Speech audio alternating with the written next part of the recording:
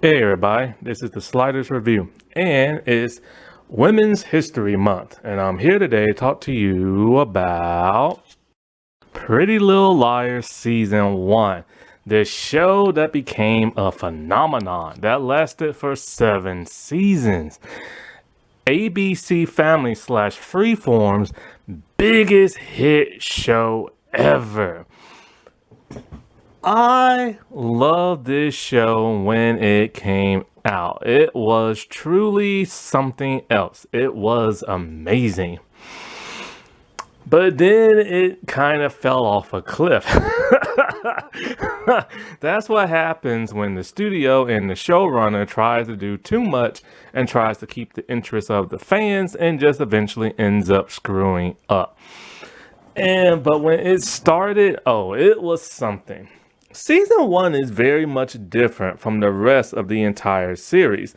Season 1 is more of a teen drama, more of a YA novel, with the murder mystery thrown in the mix, whereas the other seasons are a lot more edgier and stuff. It's still a teen drama, but it's a heck of a lot more edgier and a lot more twisted. But season 1 is pretty much the very soft kind of season, more of a watered down season, because it's more the teen drama aspect and a lot less of like the whole murder mystery plot type thing.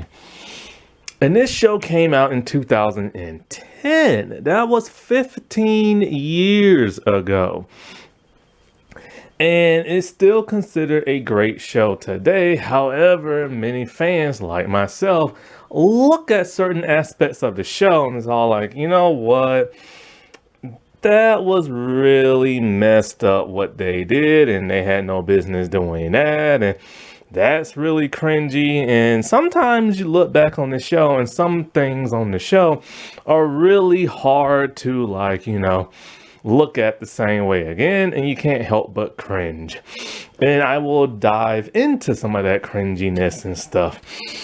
In this video, as I always do, I will talk about, the nature of the show, how it all came to be, the character profiles. I will also be touching on the cringy aspects of the show, such as adults dating teenagers, because there's way too much of that.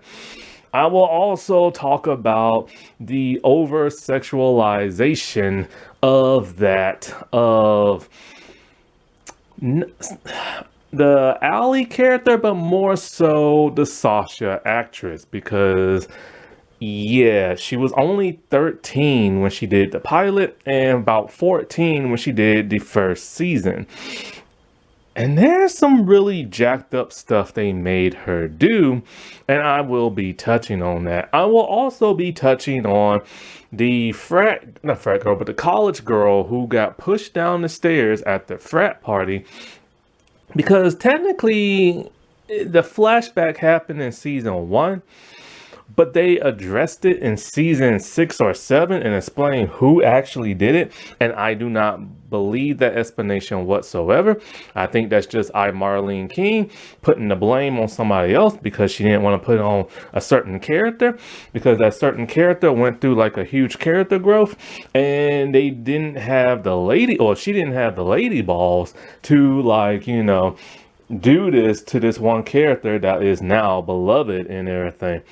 And I'm just not believing that whole scapegoat of saying it was like this other character. I just don't believe that. And so yes, I'll be touching on everything in this season because it's such a good season, but it's very tame. It's very calm and everything compared to all the other ones, but there's still enough juice that gets your blood flowing and gets you hype and everything. But this season is the one that literally started a phenomenon. And so much have came from this show. There are 3 spin-offs. All the spin-offs suck. But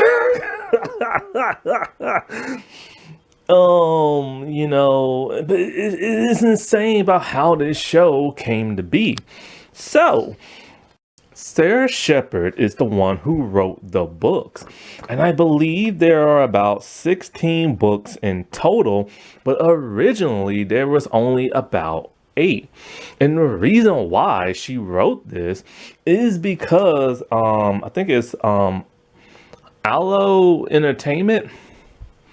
They wanted her to write a series of like teen dramas based around a murder mystery. So she did. And because of the popularity of the show and the popularity of the first season, they wanted her to write more books past those 8. And so she did. And it was like number one best selling for like a very long time. But the reason why they wanted her to even write this series is because of a certain show, Desperate Housewives, that was on ABC, created by Mark Cherry. See, Desperate Housewives took the world by storm, and so people really wanted to capitalize on that. Even ABC tried to capitalize after the show ended by trying to create some Desperate Housewives filler. Good Country Bellas, which was technically supposed to be called, but the B was supposed to be something different. That lasted for one season. Pam Am only lasted for one season.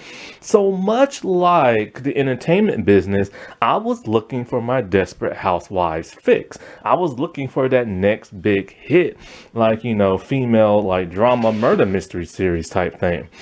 And lo and behold, ABC Family obliged and everything. And so if it wasn't for Desperate Housewives, there would not be no Pretty Little Liars and stuff. But originally, it wasn't even supposed to be on ABC Family. Originally, back in 2006, the WB or I guess the WB, HBO Max, some people, WB actually, they wanted Pretty Little Liars to be on their platform, but they later rejected it. And so, you know, in came ABC Family. And I, Marlene King, of course, was the showrunner.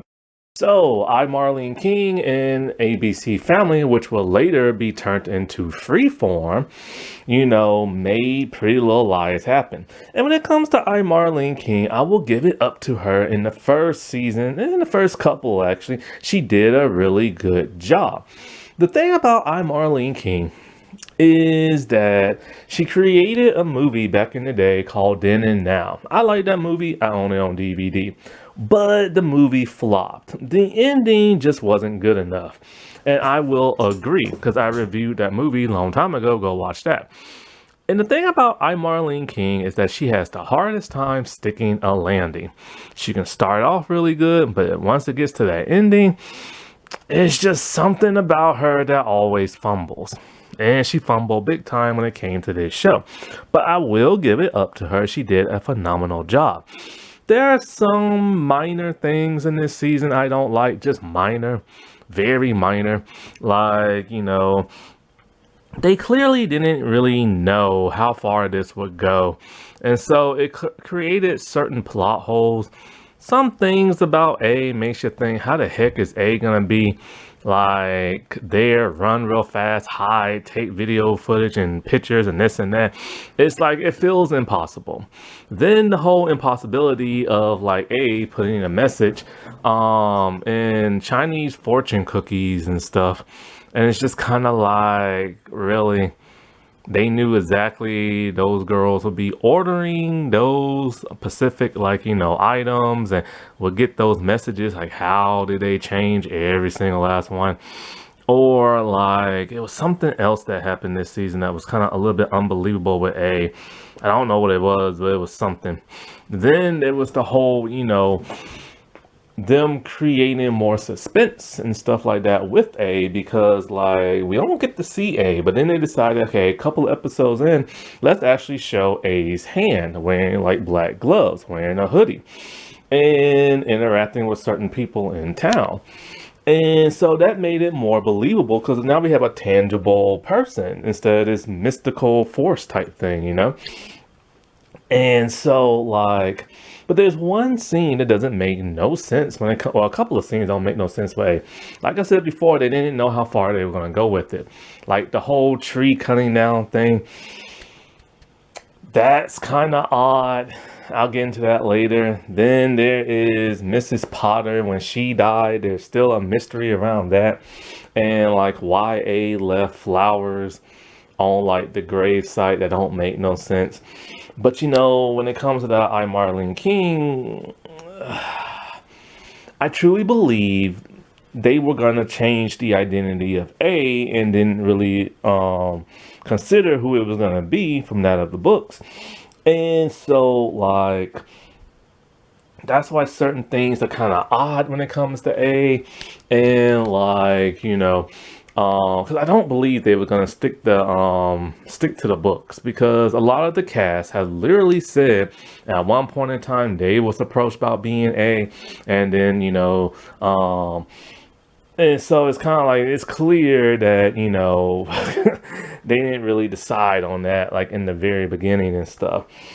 But I'll give it up. She did a great job in the first season. And the first season very unique. Not just because it's like a teen drama, but just the whole realistic feel of it. Like it's very realistic compared to the other seasons, especially when they jumped the shark with the supernatural stuff. Yeah, they went to the whole paranormal route in the later seasons, but like there's just something eerie about this because it feels so realistic. Here you have this small town, it's tight knit, everybody knows everybody, and this girl goes missing, a very popular girl and a very hated girl, and everybody's a suspect. Anybody can be a suspect because this girl has rubbed people the wrong way, literally. And it's like so there are tons of suspects and you're just guessing who it could be, and you don't know and everything. And because I knew fans who read this book. See, when this show first came out and I watched the pilot episode, I went straight to the internet. I looked some stuff up, but I was starting to read a little too much of it, and I just didn't want to be like spoiled. And so I knew who A was going into this and stuff, but then later on I forgot. But then I noticed they started bouncing around books. They didn't take the first season and take the first book. They just started bouncing around. That probably irritated some of the fans, but I think it made the show better, at least in the first season. Problem is, when they got to other seasons, what were they gonna do? You know what I'm saying? And the thing about this show is that because this is an adaptation, they changed a lot of the material. As fans started watching this and knew exactly who's bad and who's good and what they do, they slowly started to hint to that because they slowly started to introduce the supporting cast of characters. But then all of a sudden they hit you for a curveball, and then somebody who you think is good in the book turns out to be horrible in the show. And then somebody who's horrible in the show, they make you seem like that person's horrible in the show, and then they flip it around and that person's actually one of the kindest, sweetest persons you will ever meet. So that must have irked some of the fans and everything, but for somebody like myself, I didn't really care because I did not read the books and stuff. But now I'm just at the point where I'm kind of like, I want a true adaptation. You know what I'm saying? And because there's a lot of stuff that happens in the book that I wish would happen in the show, but sadly it did not. Then they started creating their own characters, and some of those characters were loved, some of them was hated, and yeah, it's just one of those things that is what it is. But this show has spun off to the point to where other creators have tried to replicate its style and everything, and they've all failed, even the ones who have done the spin-offs. But one thing I do find fascinating about season one that helped set the mood for me was the lighting. In season one only, there's a very unique lighting filter in the entirety of the first season.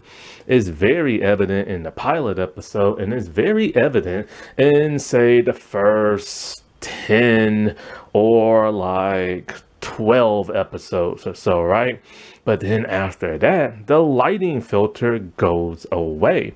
Why? This is because of the order. Originally, there were only supposed to be 10 episodes in the first season.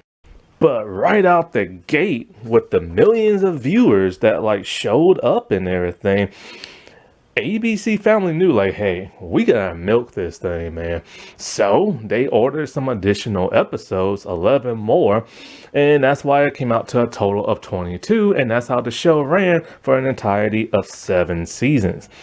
Even though the show started to go down in quality, they never dipped down on the episode order and everything.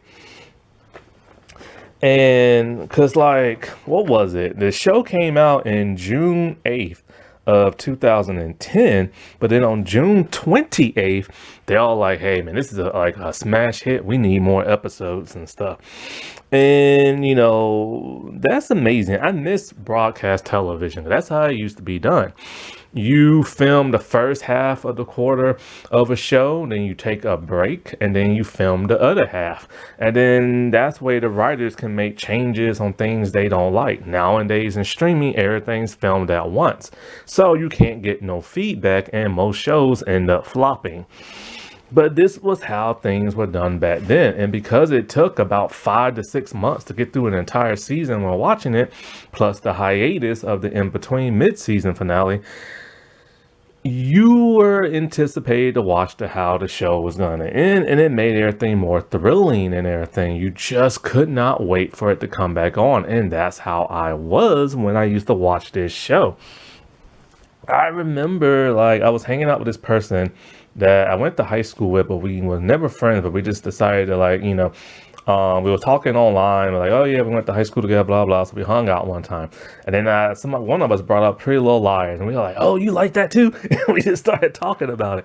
That's how good this show used to be, man. And so, like, this show had, like, what was it? It was like 23.8 million viewers, either in the first season or just like the first episode. And, of course, the viewership started to drop as the show started to get stupid halfway through. But, like, it was still good. Like, you know what I'm saying? And so, like, there will always be other shows that are similar to this, and sometimes even a little bit better. But this was, in my opinion, like one of the true blueprints of like teen dramas and stuff. Like it really was. Because, like I said, there's been other shows that tried to replicate this formula, and they've all failed and everything, and they failed miserably, very horribly and everything. And so, like, one thing I've also noticed about this season is that, like, this show has, like, 4 male boyfriend love interests, but then they all leave after this season. And it's just kind of like, you will never see them again. And it's just odd how some of them were just, like, written off. One was written off pretty well. The other had to be written off. But this one just completely disappears after a while due to one disagreement, and it's just gone. And it's because the actor went on to another show. This show has a huge cast. And so because of that, not everybody has enough screen time. And so this is why a lot of the stars went and auditions for other projects. And one found themselves fired while doing an audition and stuff. And I've touched on that a couple of times, and I'll touch on that again. But, like, losing those characters really did hurt the show, because there was a certain dynamic. You get to know this character, you start to understand where they're coming from, and then all of a sudden they are now gone.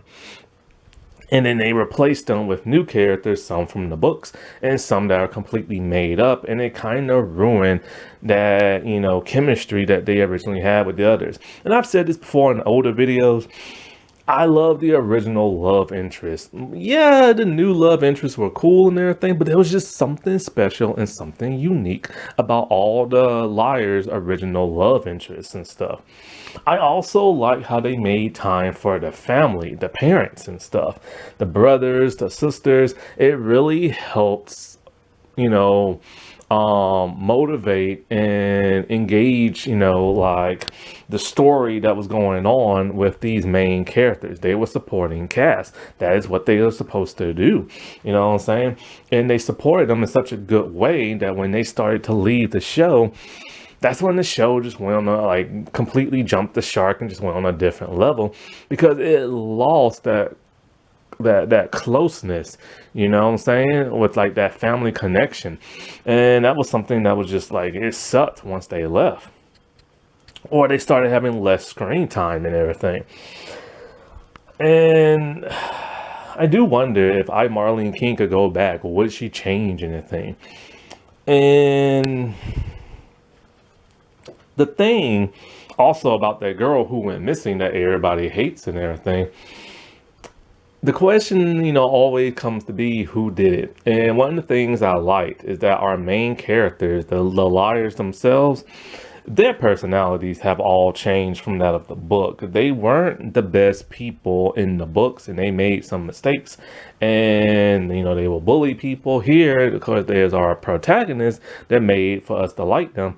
But the problem is that they all, I love how they wrote them all to have like some animosity towards this girl who went missing, to where in the back of your head you just kind of like, could they have done it? Especially those who never read the book. You just kind of like, could they? Are they just like fooling everybody? Because they all had motives to why they would want revenge on this girl, And it was a good mystery. And the thing about the girl who went missing that later up died, oh, by the way, this will only pertain to that of season 1, because this show's been canceled since like 2017. So when I do go into spoilers of other seasons, I will let you know. So for now, I'm pertaining to that of the storyline of season 1. So when she went missing and she died and everything, that was like a really gripping like storyline. And for the most part, you really don't care about that girl because she's so rude and nasty and she manipulates people and uses people. But then it's kind of like, you can't help but invest into it because these group of girls who are nice, they really miss her. But then the question stems, why in the world are they friends with her to begin with if she was that horrible? And many characters in the show ask the girls that question and stuff.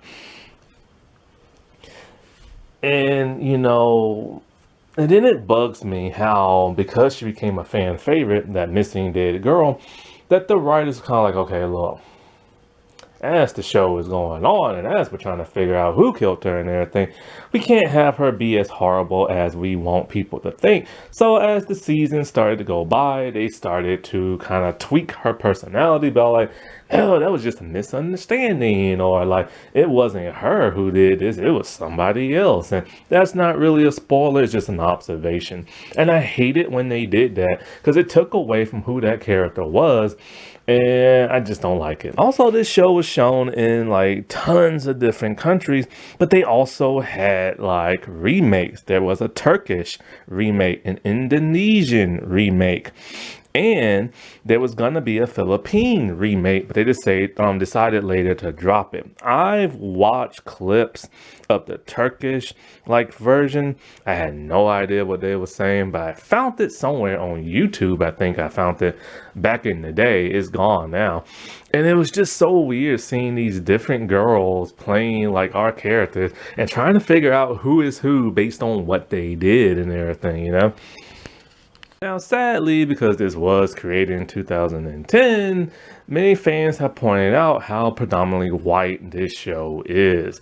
Pretty much every character in the show is white, and you will rarely see a person of color do anything that is worth mentioning and stuff, or as in terms like a background character or whatever.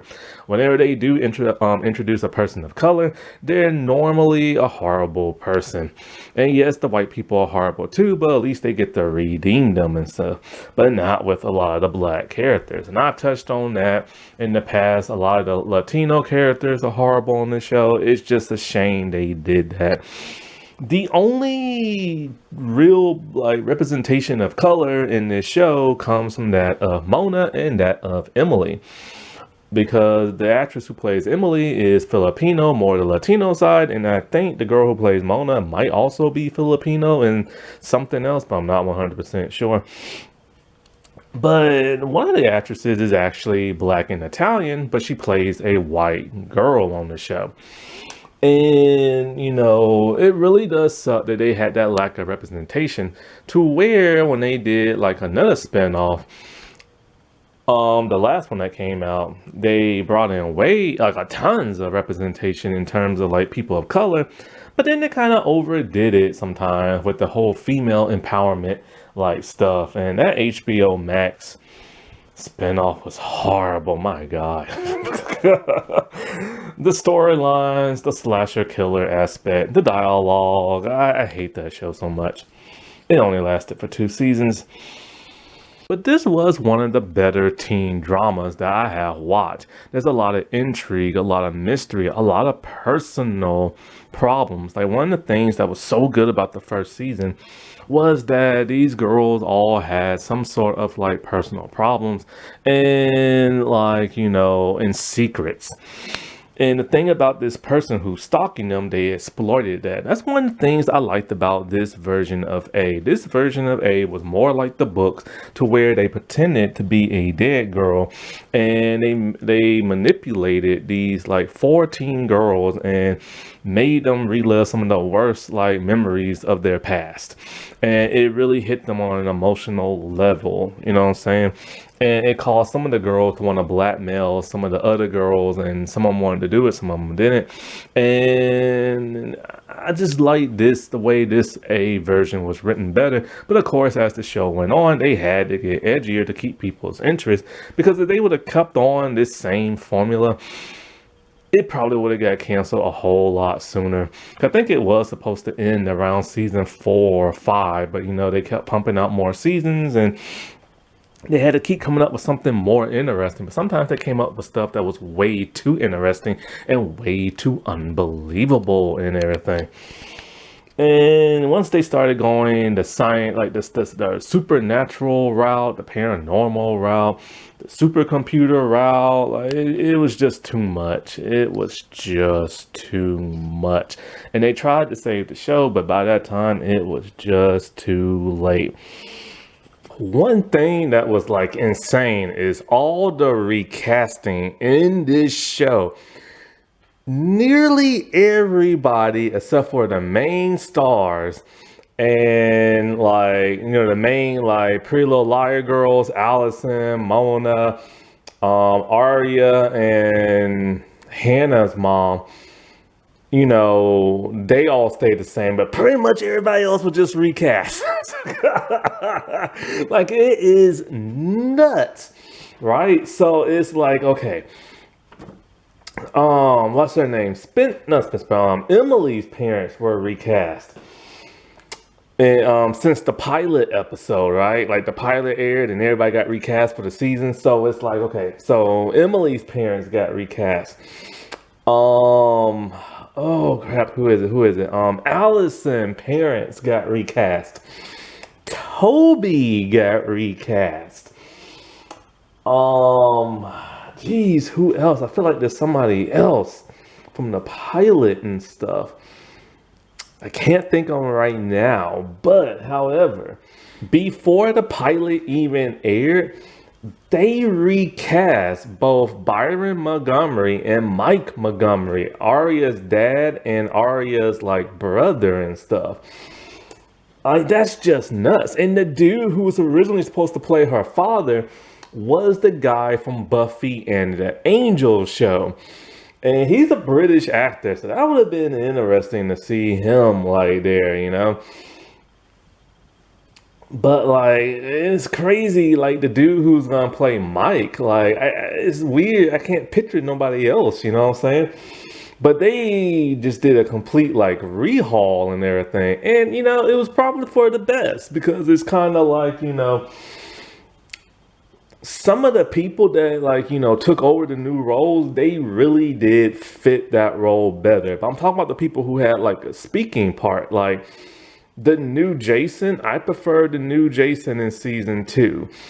I prefer like, well, Allison's mom, I can go either way, so it doesn't really matter.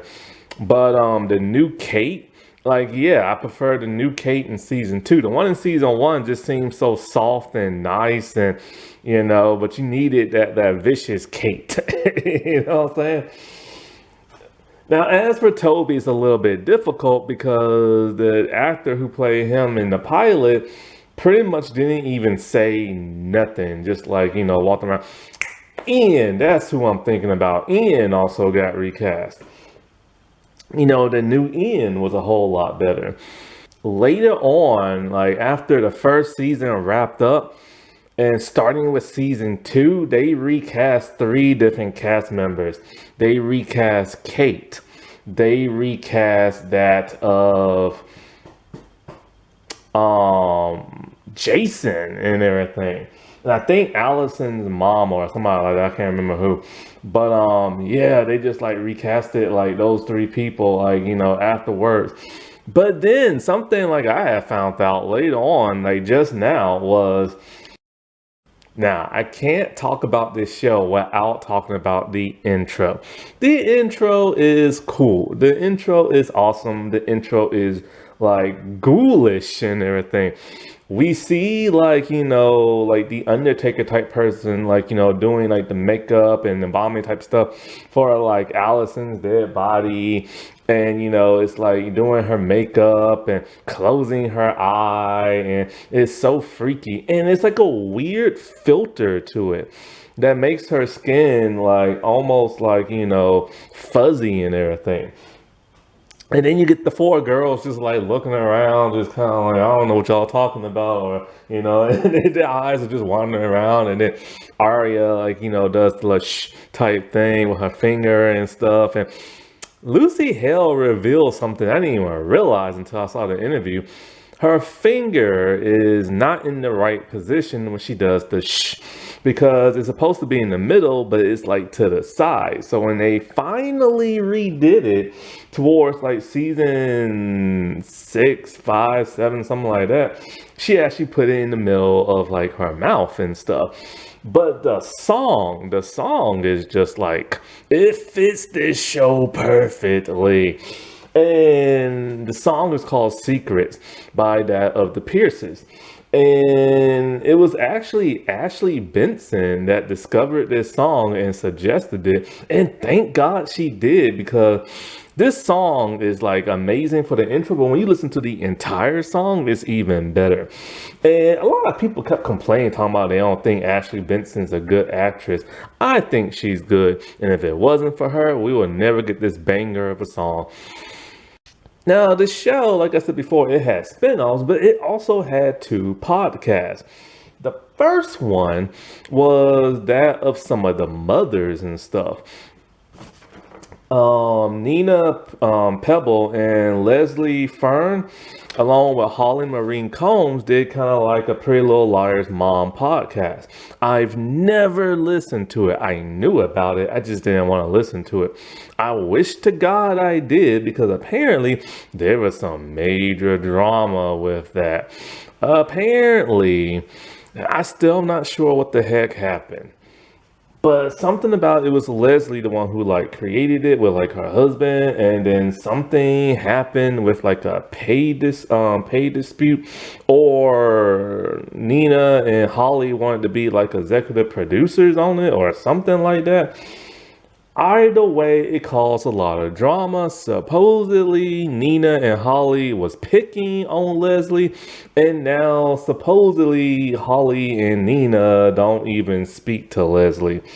So that was done. But then there was a second one that I did watch. It was the one with Lindsay Shaw, who plays Paige, and Tamara Snook or something like that, who plays Jenna. And it's interesting because those two I don't think ever had any scenes together. So it's kind of cool that, they became friends and whatnot and did a podcast.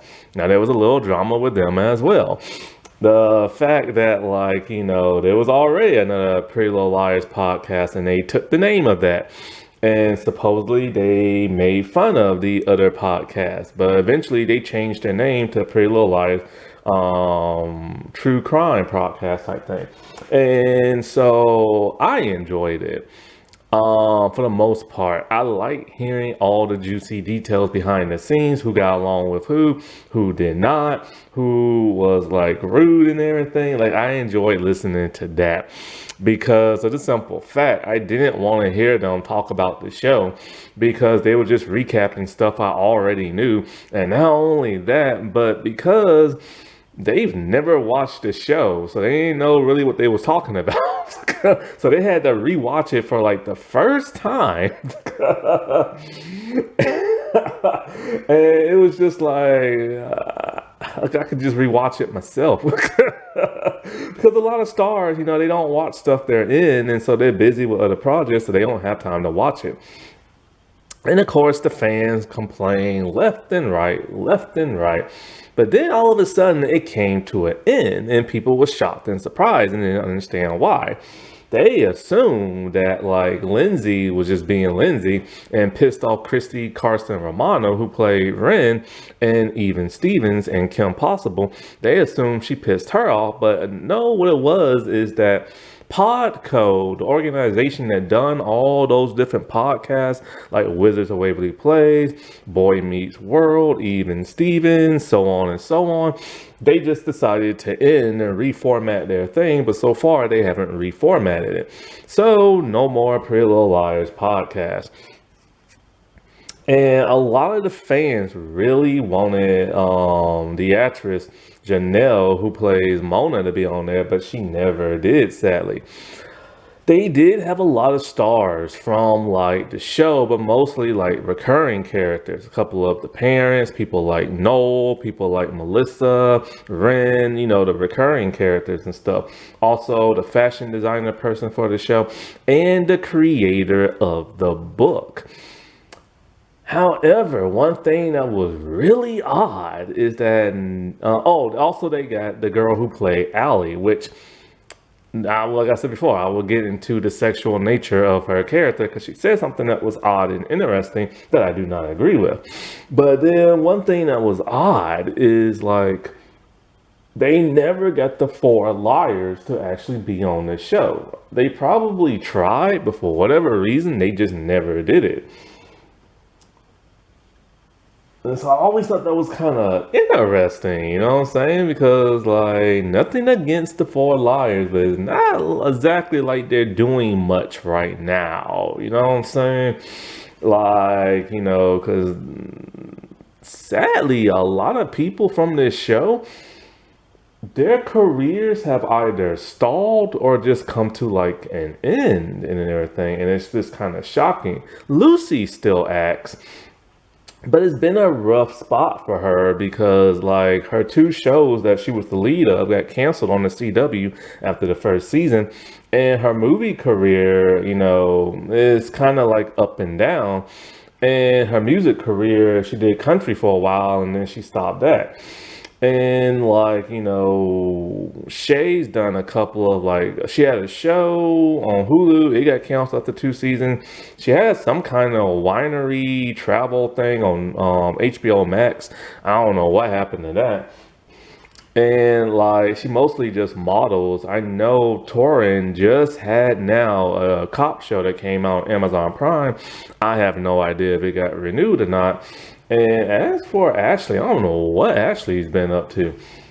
So it's kind of like they could have done the podcast, you know what I'm saying? And like, I know people would have loved to see them, or they could have started it themselves, but hey, whatever. So I can't really think of anything more production wise and everything, other than the fact that the WB didn't want it, even though technically it was a WB show, but they just like paid for it, but then they just put it on ABC Family.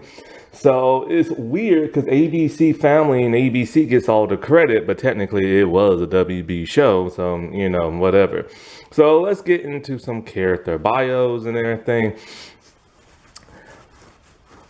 Or maybe I should get into, okay, the cringe factor. Okay, so the cringe factor of this show is the fact that there are tons of inappropriate relationships in this show. It's not just Arya and Ezra Fitz. In the books, yes, there are adult teenage relationships, but the writer knew when to cut it off. Here in the show, not so much. It's something that the show and the networks just banked on for whatever reason. And so, like, and I put the blame solely on like that of like ABC Family and Marlene King. I don't put the full blame on her. I used to, but then I stopped and thought about, a lot of networks like to stick their toes into things and keep things going. So it might not always just be like her fault, you know what I'm saying? But the fact of the matter is they kept it going for the entirety of the series run. And it's really gross and disgusting. And it's really hard to go back and rewatch some of those scenes, especially with that of Ezra and that of Arya. It's just really gross because he grooms the crap out of her. But in your mind, when you're watching it at that time, at least, you don't really think of it as grooming. You just think of it as two people falling in love with each other and stuff. But then in the back of your head, you reminded, wait a minute, he's a grown man and she's a teenage girl. But when you rewatch it now and, with older eyes, it's just kind of like, it's really gross, and he really does groom her to the point where she's basically like his housewife or whatever. It's just sick and it's disgusting, but that's not the only one. There are tons of others. There's Garrett, the cop, and Jenna Marshall. There is Samara and Emily. Then there is Spencer and pretty much every guy she's ever been with. There's Ren, the doctor. There is Ian, who she used to have a relationship with.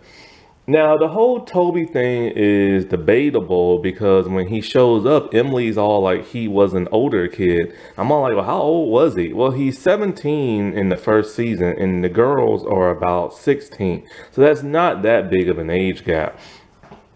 But then Ian also had a relationship with Allie back in the day. And so, like, trying to think if there's anybody else. This season. Oh man, I have to say this season.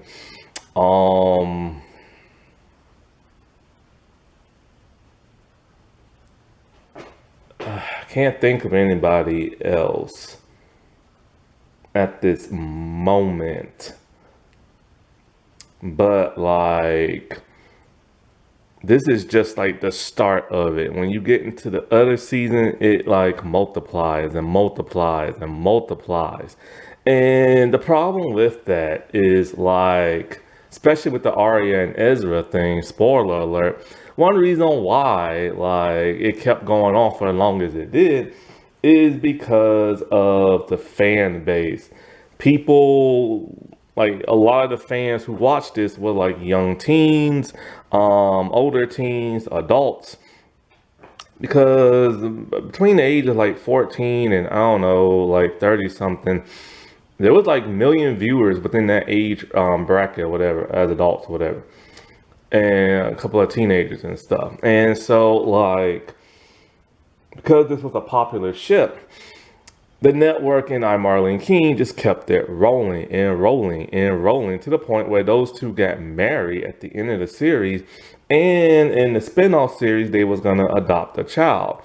And it's like he started off as like her teacher and everything, but when they got married, she was an adult because they did a time jump, but still it is creepy. And when you rewatch the show, you will realize he groomed the crap out of her and stuff. But it looks so sweet and innocent because he's such a nice guy until they screw him up in the fourth season. But then he comes back and be a nice guy later on.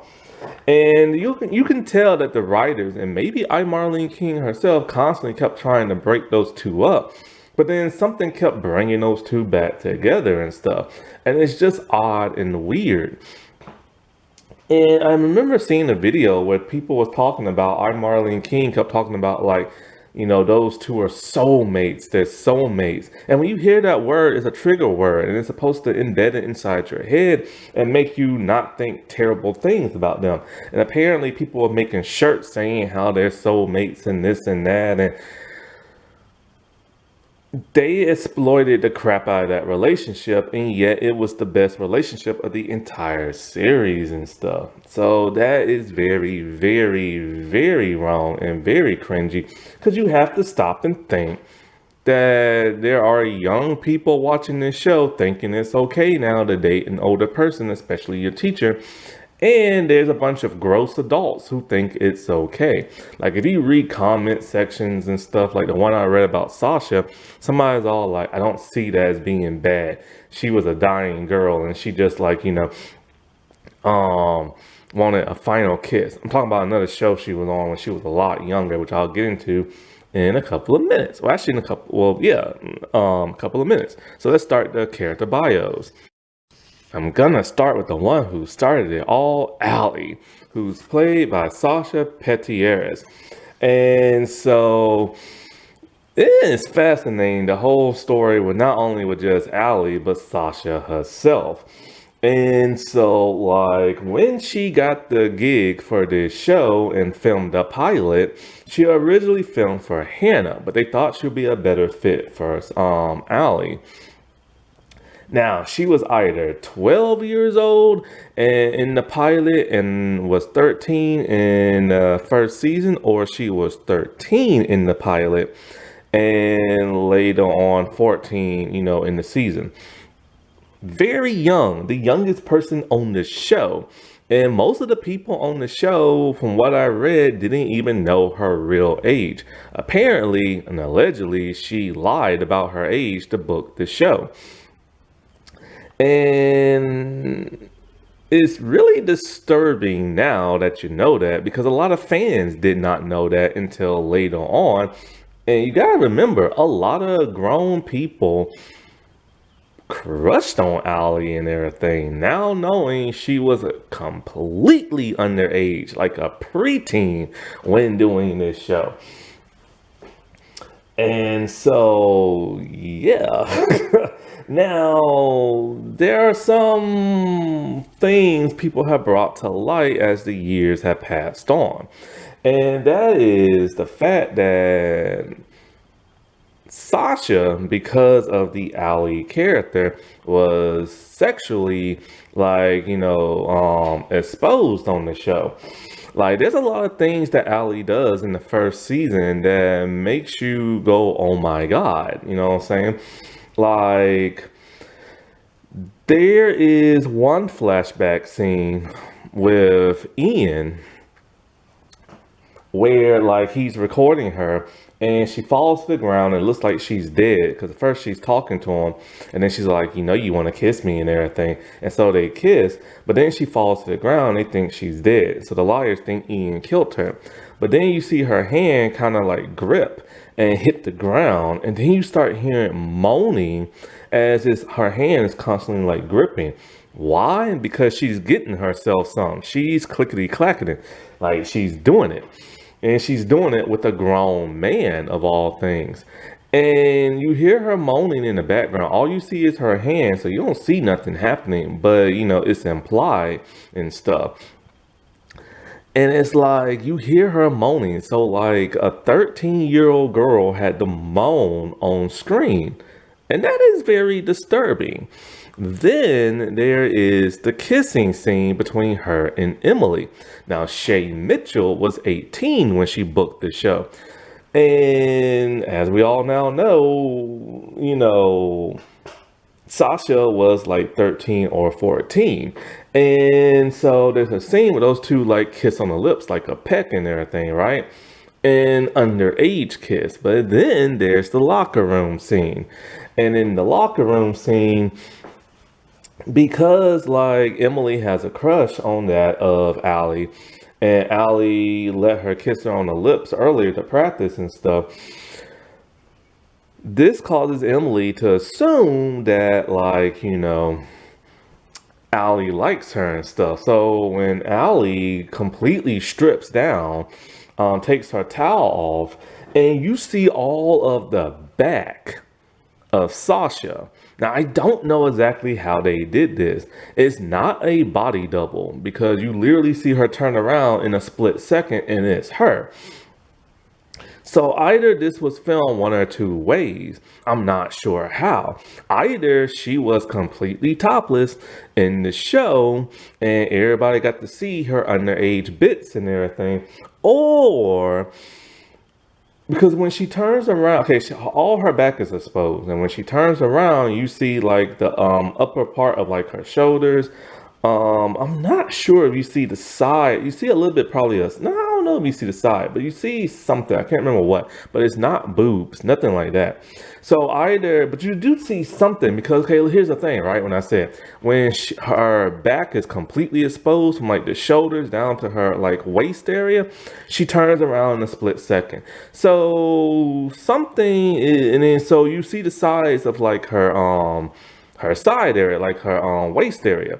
So either she's completely topless or she's wearing a very, very, very small like top around her boobs and everything that covers from like the boobs to like the top to like the bottom part of it. So it's one of those two things that they did. And it's kind of like, yo, she's 13 years old. Like, what are y'all thinking and stuff?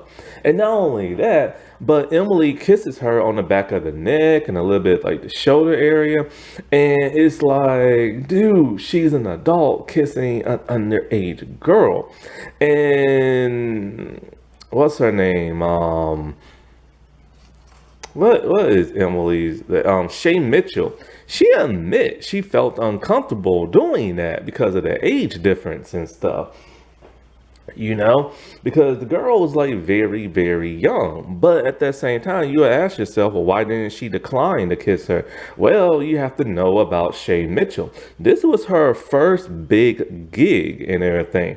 I think she might have did like one small project before, like a guest appearance, and that was about it. But she booked this show, and this was like her main thing at the time.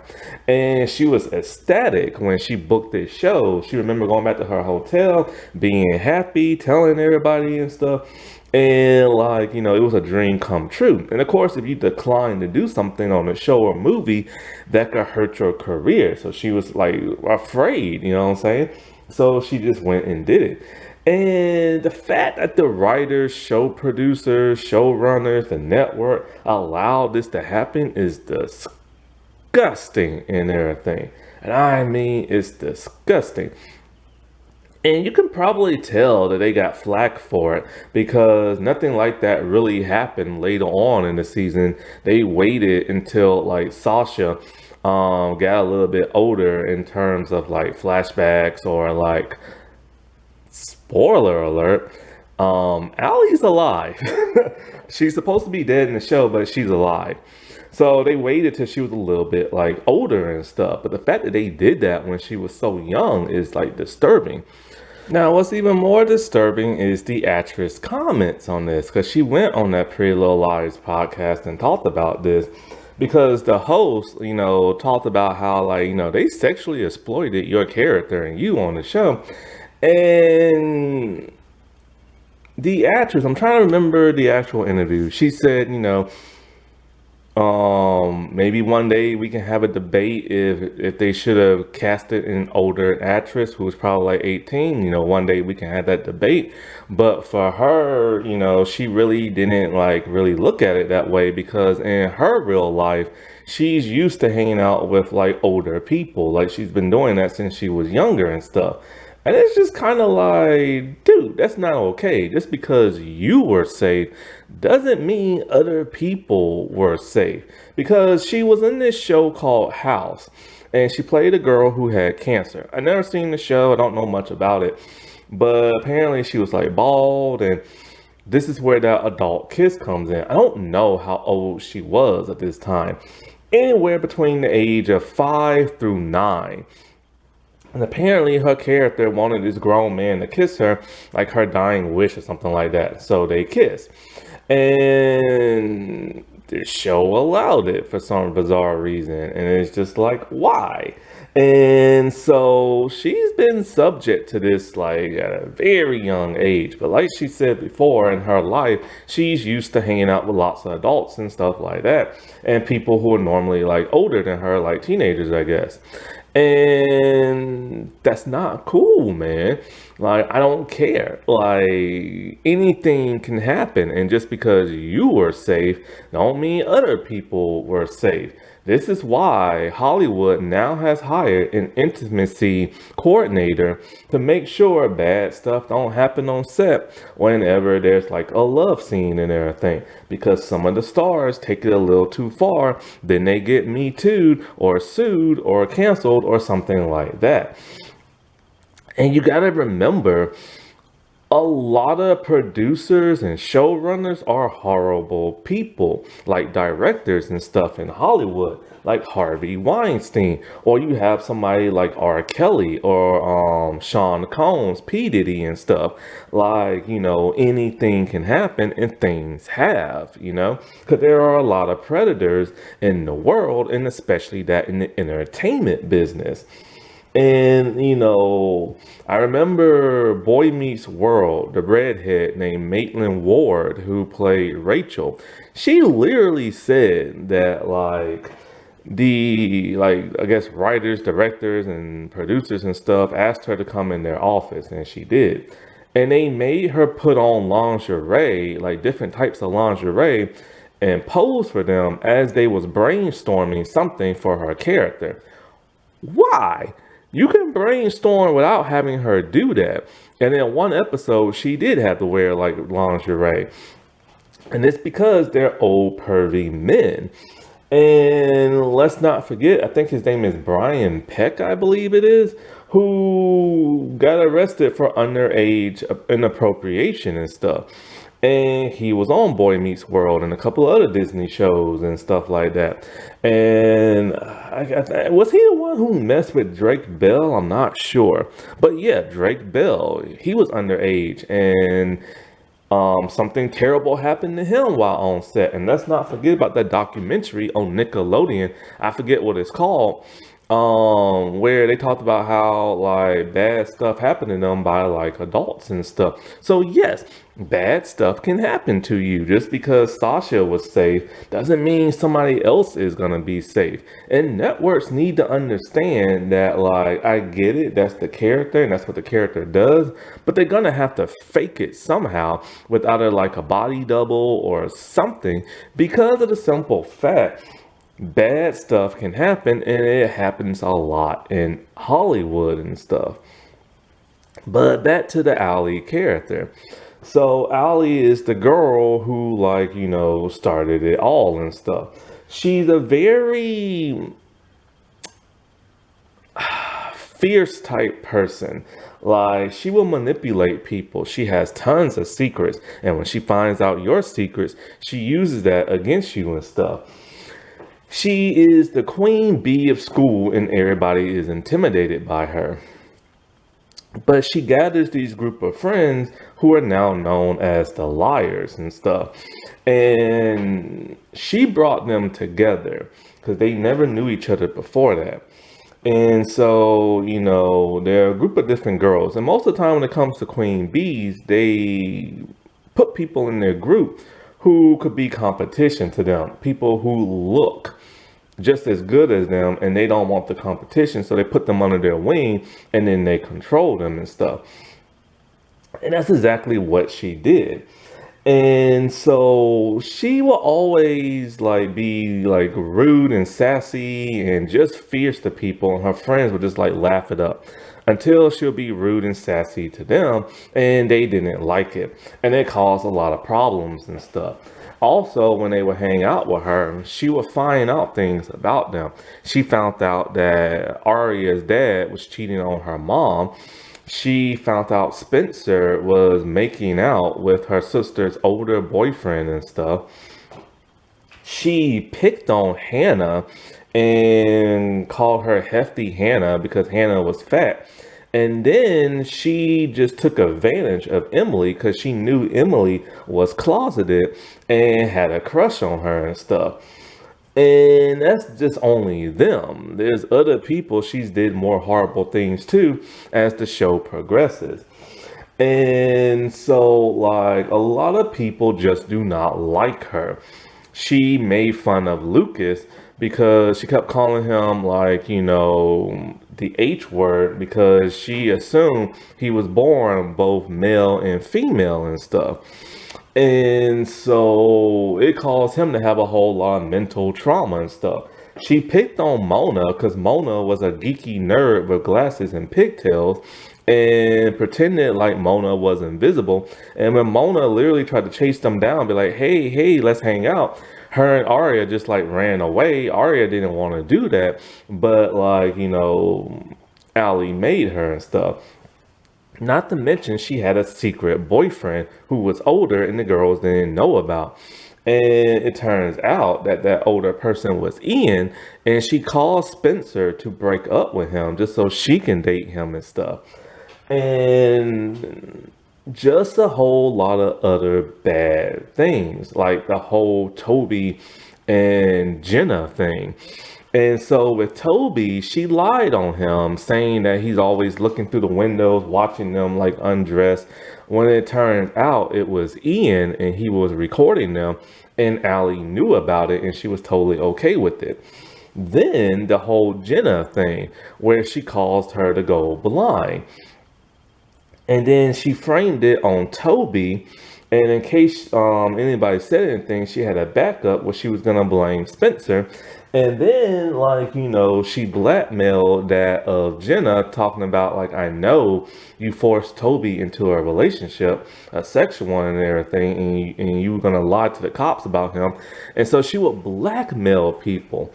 And so she's just a horrible, horrible, horrible girl. But yet the liars are friends with her because every once in a while she will be nice to them and everything. And she helped them have confidence. And so, like, but then mysteriously she disappeared. They all supposed to hang out at like Spencer's like lodge or something like that. And so, they was hanging out, they was drinking, they all went to sleep, and she just disappeared. And she disappeared for a whole year. And nobody knew where she went. And then all of a sudden they found her dead body buried in her backyard. And so they had like a funeral for her. And for whatever reason, Ezra Fitz was at the funeral, which is odd because supposedly he's not supposed to know her. But yet he still went anyway.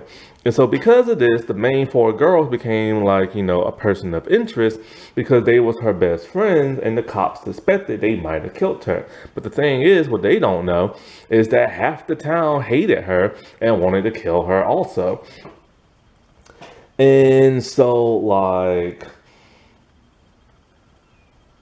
because she always will blackmail people. And as the series will go on, you will find out she started blackmailing some of the parents and stuff like that. And, and it's just like horrible what this little girl did. But then she will also like hide stuff. Now, we don't see her really hiding nothing in season 1, but in other seasons you will, and flashbacks and stuff. But one thing she did hide, and the strangest thing, was she hid a flash drive in a lunchbox in a storage garage. And that was the only thing that was in the garage, just like the lunchbox with the flash drive in there. And in there are the videos that her boyfriend recorded, that of Toby and Jenna, and that of her friends undressing and stuff. And it's just like she rented out a storage unit just for that. It made no sense. And so, because of her, this is what causes A to start stalking the girls 1 year later after she's like dead and stuff. Now, who kills her in like the book and the show is completely different. But spoiler alert, she is actually alive. And that ruined it for me because there's supposed to be a twin twist in the book where it's actually a twin by the name of Courtney. And Courtney is the one who, like, took her life and lived her life and tricked the girls and did all this bad stuff. And the show completely butchered that storyline. Then when they did introduce twins, fans were not having it, especially in the last season. But now let's get to the girl at the party who fell down the stairs. So this girl who is unnamed fell down the stairs at a frat party. Allie and the liars took a bus to the frat party and had fake IDs. It was Allie's suggestion that they go to this frat party on this night and everything. Now this girl was messing around with Ian, and as we all know, both Spencer and Allie was messing around with Ian at one point. But Spencer was with the other girls and Allie disappeared at the party. Then minutes later, the girl goes tumbling down the stairs. You see Ian at the top of the stairs, which causes the girls to assume it was Ian that pushed her. But now the girls are kind of like, where was Allie at the party? So they speculated, could Allie have pushed the girl because she was jealous? Because she doesn't like competition and stuff. Well, it was revealed all the way in season 6 or 7 that it was not Allie, that it was actually Noel Kahn, which makes absolutely no sense because it's never explained why he did it. And in season 3 or 4 or something like that, it's revealed that Allie lied and said a blonde girl pushed that girl down the steps. And that girl, that girl, blonde girl was Cece, and Cece got kicked out of college. This is when they introduced Cece in like season 3. That's a whole nother story. I've already reviewed season 3. Anyway, back to the whole Noel situation. It doesn't explain why Noel pushed that girl. Supposedly it was like accident or whatever, but whatever. And it's just a random scapegoat. And I believe that's what it is, a scapegoat. Because Marlene King, there are so many plot holes in the series that after the show would wrap up, she would head on to Twitter and start explaining things. And it's kind of like, don't explain it. You should have shown it in the show. And so she's never explained why Noel pushed that girl.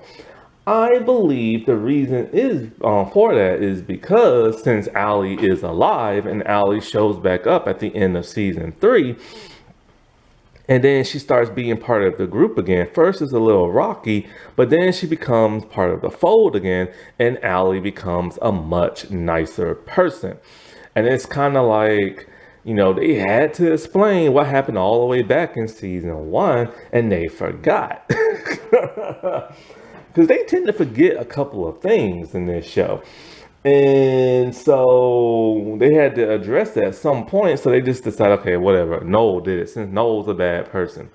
And it's just kind of like, but why did he do it? He had no motive, and Allie had all of the motive. She wanted to go to the frat party, and she's the one who wanted to go. She disappeared. She loves Ian, would not let him go. She would break up anybody who's dating him. And she had all the motive to push the girl down the steps. But they can't have her do that because they're redeeming Allie and everything and making her a much nicer person. And one of the reasons why they made her into a nice person and started her dressing like more appropriately and stuff like that is because the actress started gaining weight because of a medical condition. So they couldn't have her be this big girl and be mean on the show because, Hannah was big and that would have been hypocritical. And plus, they just needed people to be nicer to the actress in real life. And the actress has said she started to notice they started making her character nicer when she started gaining weight and made her start dressing different and stuff because her character was mean in the beginning and then all of a sudden she's like really nice, and you can't have your protagonist doing horrible stuff.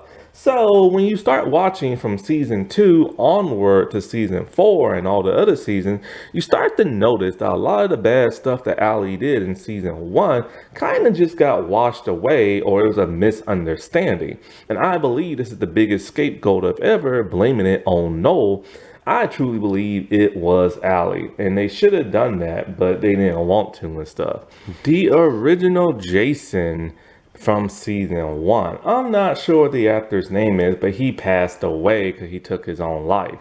And so, like, this Jason is very much different than the one that shows up in season 2. I'm not sure why exactly he got replaced. Maybe they wasn't feeling his acting. I know I didn't. Or maybe because there was some drama between him.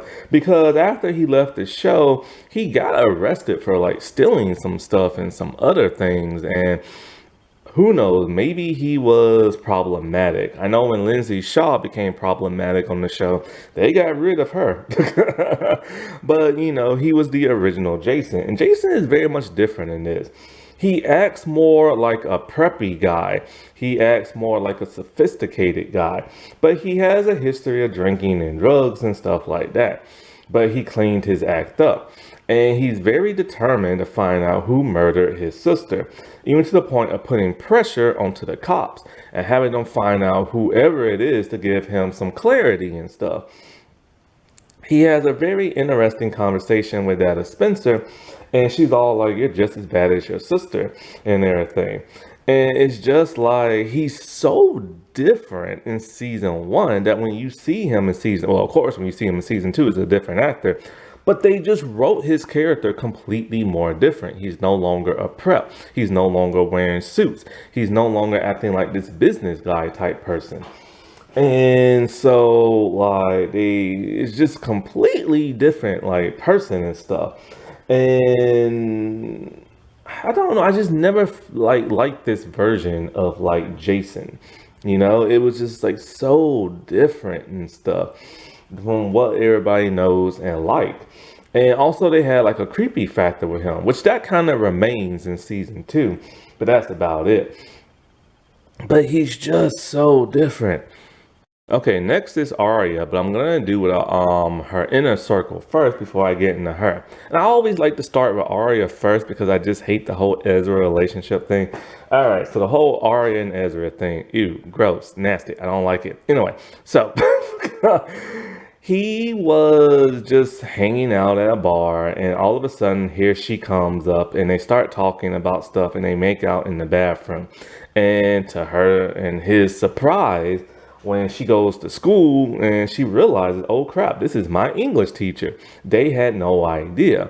And so this becomes very awkward, and they was gonna stop everything until they started it back up very quickly. And they start a relationship throughout the entire season. And I already told you throughout the entire series. And it's on both their parts. Like there are times where he tries to distance himself from her and get away from her, but she keeps coming back. She keeps staying in this relationship, and she gets to the point that where when he tries to back off, she gets angry and forces him back into this relationship. So she's very much to blame for this, as he is. But then he does all this romantic stuff and keeps bringing her in and always wants to kiss her because he's falling in love with her. He loves the way she looks. He loves her mind and just everything about her. One of the things that make this a great relationship, even though it's gross and nasty, is that unlike all the other relationships, they actually express their feelings from what's going on in their minds. Whatever they're thinking, they constantly say it. It sounds romantic, it sounds Shakespearean, and it sounds like poetry and motion and everything. And this is what makes their relationship a heck of a lot better than everybody else because they actually say what is on their minds, and then you hear the music, and it just sets everything so perfectly to where it feels like they're soulmates and everything. The other relationships in the show don't do that and stuff. And it's so gross because it's grooming and everything. And he does groom the crap out of her when you watch this show. Like, she knows she always goes to his apartment. She hangs out there when she's not at school, not at home, and not with her friends. She literally makes herself home there.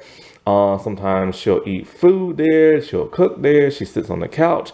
She'll, like, I think one time she spent the night, and it's just like she comes in and she's playing wife. She even once said, "Honey, I'm home," and everything. And one time she's all like, "Welcome home, dear." And it's just kind of like, this is so gross. And it's groomed the crap out of like this character and stuff. And so, like, they make it so beautiful, even to the point where they like, they're hugging, they're kissing in the rain. It's just all kind of things they do. They try to stay away from each other, but something keeps bringing them back, like a magnet and everything. And because of that, it tricks the minds of people who wants them to be in a relationship. And everything that tries to come in between them, they always find like an obstacle. They always find a way around that. There was times when Noel Kahn found out about it, and he tried to break them up, but it didn't work. A found out about them, tried to break them up, but it didn't work. And it's just like, it's insane. And it's even to the point where she tells her friends, stop calling him Mr. Fitch, just call him Ezra and everything. Because she doesn't want to think in her mind that that's her teacher and that's an adult grown man. So she's even tricking her friends into liking him and stuff. Now, he's a very nice guy and everything. But he does get very jealous when another guy comes in her way. Like, there was this one guy, like something happened between him and her, and it pissed him off the way he took it out on his students. His students wasn't really paying attention, and he took it out on this one boy. And the class can see something weird is going on. Like, why is he acting so angry towards that boy for absolutely no reason? And she doesn't like it when he does stuff like that, but he is just an emotional person. Then when he starts seeing her hang out with Noel Kahn, he really hates that and stuff to the point where he's angry towards Noel. But then when Noel finds out and Noel tries to break them up, he doesn't like that even more. And then Noel tries to get good grades from him and tries to blackmail him. And it causes problems and stuff. And it's just like he should know better because he's a grown man. But he's acting like he's a teenage boy. And then when her dad and him have like a riff about something completely different, his dad or her dad offers him a job at his college, and he tells Arya literally, "This is great. You're no longer my student. Like, we can actually go on dates in public now. You can come to like my apartment." No, she can't because she's an underage girl. Like, what is he thinking and stuff? And what are the writers thinking? He even literally tried to move away to New York, but then came on back. Now, in the books, he got arrested and this and that, and they later broke up. In the show, not so much. But then a little complication happened in the form of Jackie, his ex-fiancée, who shows up towards the end of the series, or season, I should say. Now, Jackie will play a bigger part in season 2, which you will find out about because I uploaded that a week from now. And so that's coming out next week. Now, spoiler alert, when it comes to him, it turns out that in season 4, they had to up the ante and make it more juicy. So, to give him something to do, It turns out he knew who she was from the start. And in fact, he's been spying on her and her friends and keeping track of them, recording them without their permission. And because he's writing a book about Allie and everything. And since they're her best friends, he spied on them to figure out who they were. So he knew who Arya was and knew she was underage when he found her at the bar in like season one, because it turns out that him and Allie kissed and made out, and it turns out he didn't know who Allie was because Allie lied about her age. But then Allie and him broke it off, and they tried to make it seem like, oh, he's not okay with an underage girl. But it's Allie's like, it's okay, I lied, blah blah blah blah blah, and stuff like that. But the fact that he knew who Arya was and he was writing a book on them and spied on them is creepy. And after Arya breaks up with him, later on she gets back with him and marries him. What are these writers doing, man? Like, that is disgusting and gross. And it ruins his character more than what it was in season one. At least in season one, you can say or give it a pass and say, oh, he accidentally fell in love with her because he didn't know her age. But then later on, when he did know it, he was already in love, but they just makes him seem even worse. Ugh. Now, Ella and Byron Montgomery are Arya's parents, and they're going through a rough patch in this show. Now, Holly Marie Combs plays that of Ella. I was ecstatic when I found this out. I am a huge Piper fan from Charmed. I was happy. Let's just put it like that. And like, yeah, I was happy.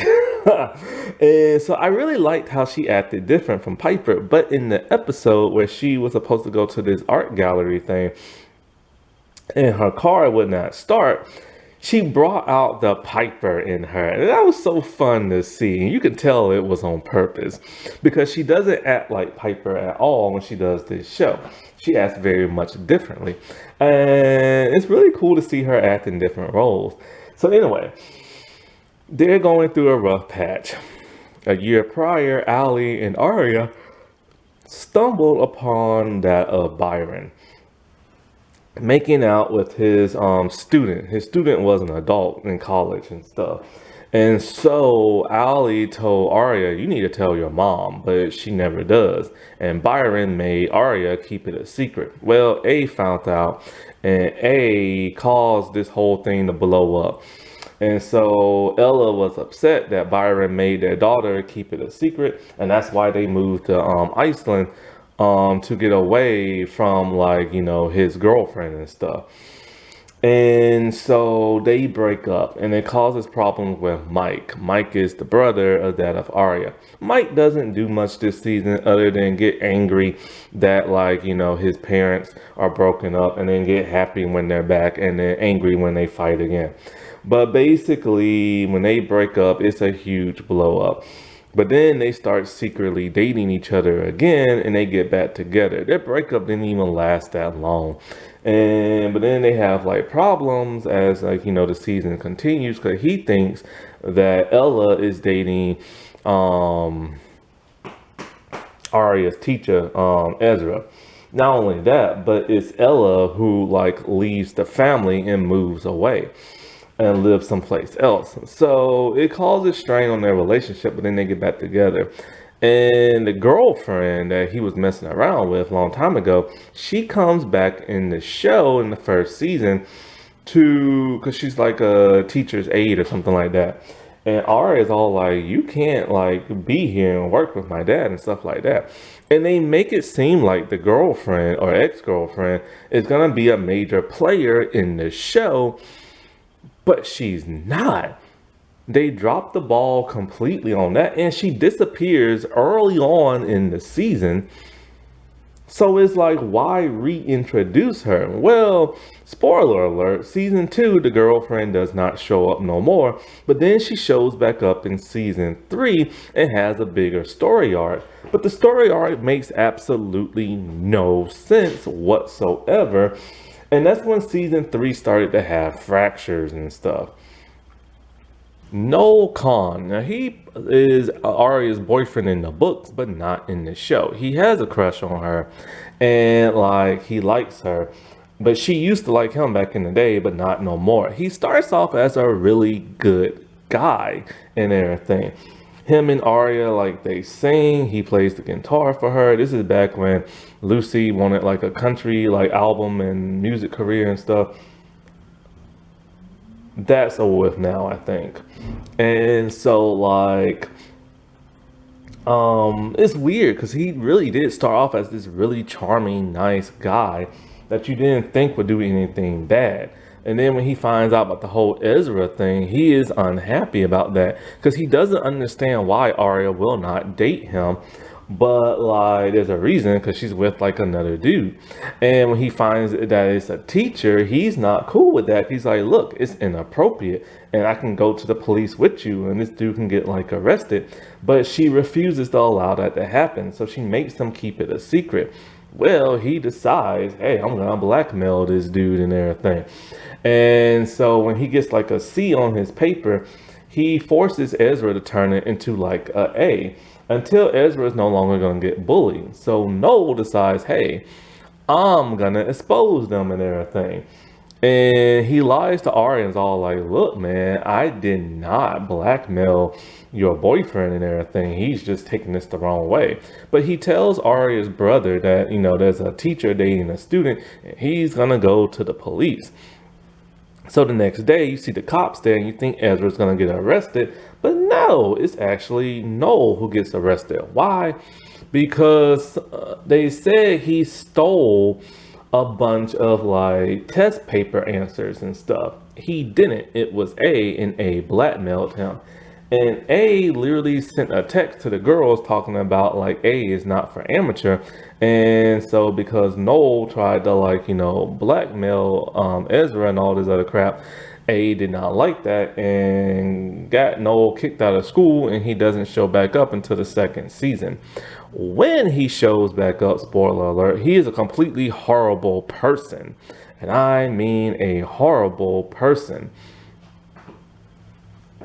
And he just, then later on they try to redeem him in later seasons, and it's just weird. Like they have him do such weird stuff that's like, dude, you're only like 16, how are you able to do that? Now in the books, I believe he finds out about A and he pretends to be A, just to mess with the girls, and then A found out, and A like got rid of him and everything. So they tried to do that in the show, but it doesn't make no sense as to why A would care that he's gonna expose Arya and Ezra. Oh wait, Noel pops back in like at the very last scene of the last episode of the season when like the police show up and like something happened to Ian and stuff and the liars. But he's literally just in the crowd like looking onward.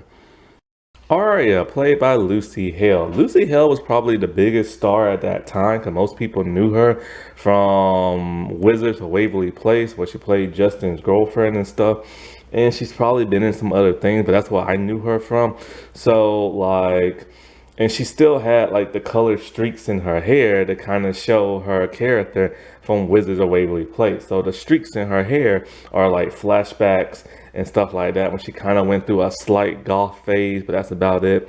But in the present day, she just has her normal hair. She loves to wear big earrings, like with feathers on them, kind of like tribal, Native American, indigenous looking like earrings and stuff. A lot in season one. Out of all, like she's the shortest of the group, and like she's a really nice person. But honestly, she's the worst liar of them all.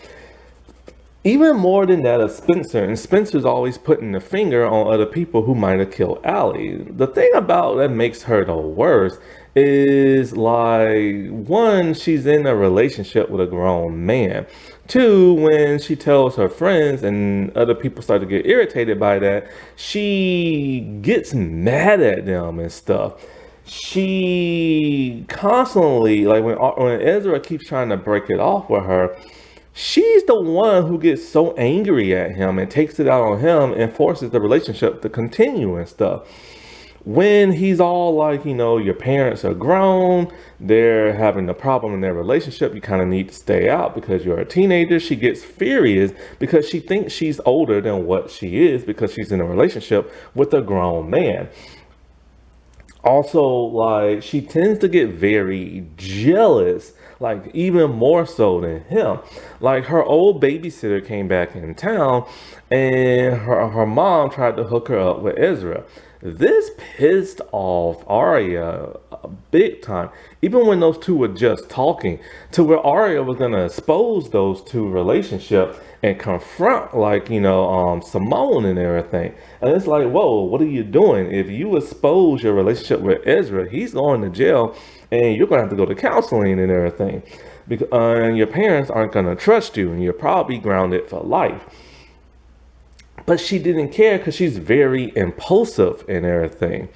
Then when A was blackmailing Hannah, she tried to break up Arya and, like, Ezra. And when Arya found that out, she was pissed at first until she found out the real reason, being that, like, A tried to, like, blackmail her and stuff. And it's just like there's other little things. Like, she's so hypocritical. Like, she's dating a grown man. But then when she finds out that, like, her dad is dating an adult student, oh, suddenly that's like worse than what she's doing, but at least her dad is dating an adult. Then, like, when her parents are having problems, she tries to use their situation to her situation and everything and justify her dating, like, her older boyfriend and stuff. And it's just one thing after another. And just like I said before, she makes her friends call him Ezra because she doesn't want to think that she's in a dating a grown man. And even when there's an opportunity to date Noel Khan, like in the books and everything, because her and Noel are boyfriend and girlfriend, she doesn't want Noel. When Noel first starts off as a nice guy in the show, and he's even trying to break those two up because they shouldn't be together. She just doesn't want them, like, doesn't want nothing from Noel and everything other than, like, his friendship. And she forces him to keep it a secret until he starts to blackmail him. And then she gets pissed about him about that. And he literally is all like, look, man, I'll go to the cops with you and everything. Did he force himself on you and all this? And she tries to make it seem so innocent and so normal that it's okay for her to date, like, a grown man. And as the show progresses, she's really the only liar who stays the same. She doesn't really evolve all that much because she stays in a relationship with Ezra and she's still having to hide it until it's exposed. And not only that, but it's like, it's always him and her. At least the other girls date other people. And even when she does start to, like, spoiler alert, when she does start to date other people, she still goes right back to him. So she's really the only liar who's never able to, like, evolve. And her mean-spirited, like, persona comes out even worse as the series continues and stuff. And it's weird because it's like, yeah, Allie does bad things and Spencer's mean and everything, but she is truly just like the worst. Like, it's just so odd. And, like, and her jealousy is beyond insane. Like, if anybody's rude to Ezra, she gets pissed and everything. And, like, she's always trying to find ways to, like, hang out with him, like, secretly and stuff like that. And it's just so odd. And when you get to season 3 and season 2, you'll be like, wow, I can't believe she said the things that she said, because it's just, like, horrible and stuff to her parents. Emily's inner circle. So first there is Maya. Maya is her girlfriend in season 1 and helps her come out the closet and stuff. She is played by Brianna Lawson, and she was, like, in her 30s playing a teenage girl and nobody knew. Well, the audience didn't know. And in the pilot, this is the only time we'll see her with like curly hair. Other than that, you'll just always see Brianna with long straight hair. And it's always weird when you see her with the curly hair because you never see her with that never again. And yeah, she had to make out with an 18-year-old, but at least she was an 18-year-old adult. And so I completely forgot that Maya said she used to have a boyfriend in the pilot episode. So Maya is technically bi because, spoiler alert, she dates another guy when her and Emily break up and everything. But they always try to make her be out like a lesbian, even though she's bi. And so when she meets Emily, she moves into Allie's old house. And so, like, she starts to befriend that of Emily. And she can tell that Emily's kind of like into her, and she brings that out more. They kiss, they smoke weed, and stuff like that. She really helps Emily come to terms with her, like, sexual identity and everything. And she's a really nice, sweet girl and everything. Like, just so nice, so pleasant. But there is competition because while she's a nice, sweet girl, Emily has a boyfriend, and like,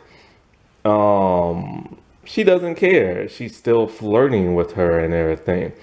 Emily does not want to come out the closet, but Maya is trying her best to come on out, but Emily just isn't ready. It causes friction between those two because, Maya doesn't want to be hidden, and she doesn't like it when she doesn't feel all that important to Emily, when Emily's all like, I need space, and then Emily goes off, and then she starts hanging out with Toby, and she's all, and it pisses her off, and she's like, look, I'm giving you your space, so why you getting mad at me, and stuff like that. There's also a problem between Emily's mom and that of Maya, because Emily's mom doesn't like lesbians and stuff, so that causes problems. And then Maya is nice as nice can be, even to Emily's mom. But then when Emily's mom is trying to find something to pin on Maya, like weed, this causes Maya to go away because her parents sends her off to some type of like conversion camp or something like that.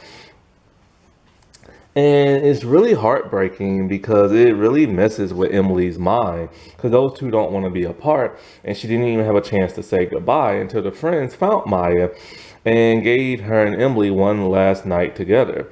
But other than that, Maya is completely written off the show after she leaves and everything.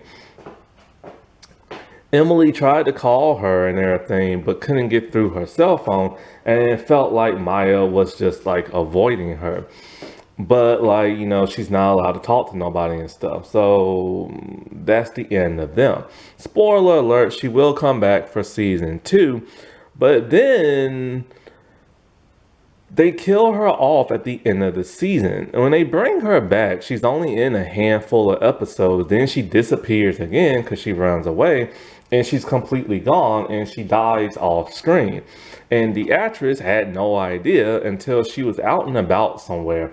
I think she was at an audition for something else, and one of the extras from Pretty Little Liars all like, they killed your character off, right? She's like, no. Like, she thought she was coming back and everything. They bring her back in the form of video messaging in season 3, but other than that, that is it. And it's really jacked up how this girl, like, nobody knows why they killed her character off, but they did. Emily's boyfriend from the pilot, I think his name is Brett. He's just your typical guy. Like, he's always joking around about Maya and Emily and all this other stuff. He's very touchy friendly, but then he tries to assault Emily in the girls' locker room, and this causes Toby to beat his behind. After that, she sees him at a party, and then he's completely written off the show until he comes back for like a flashback episode in season 2, and that is it. Now in the books, he's way worse because he constantly tries to assault Emily, constantly and everything. So it is for the best they wrote this character off because he's horrible in the books. But it's just kind of like, where did he go? He just completely disappears from like the show, and he's not really mentioned again. Like, you think they would see him in passing, but no.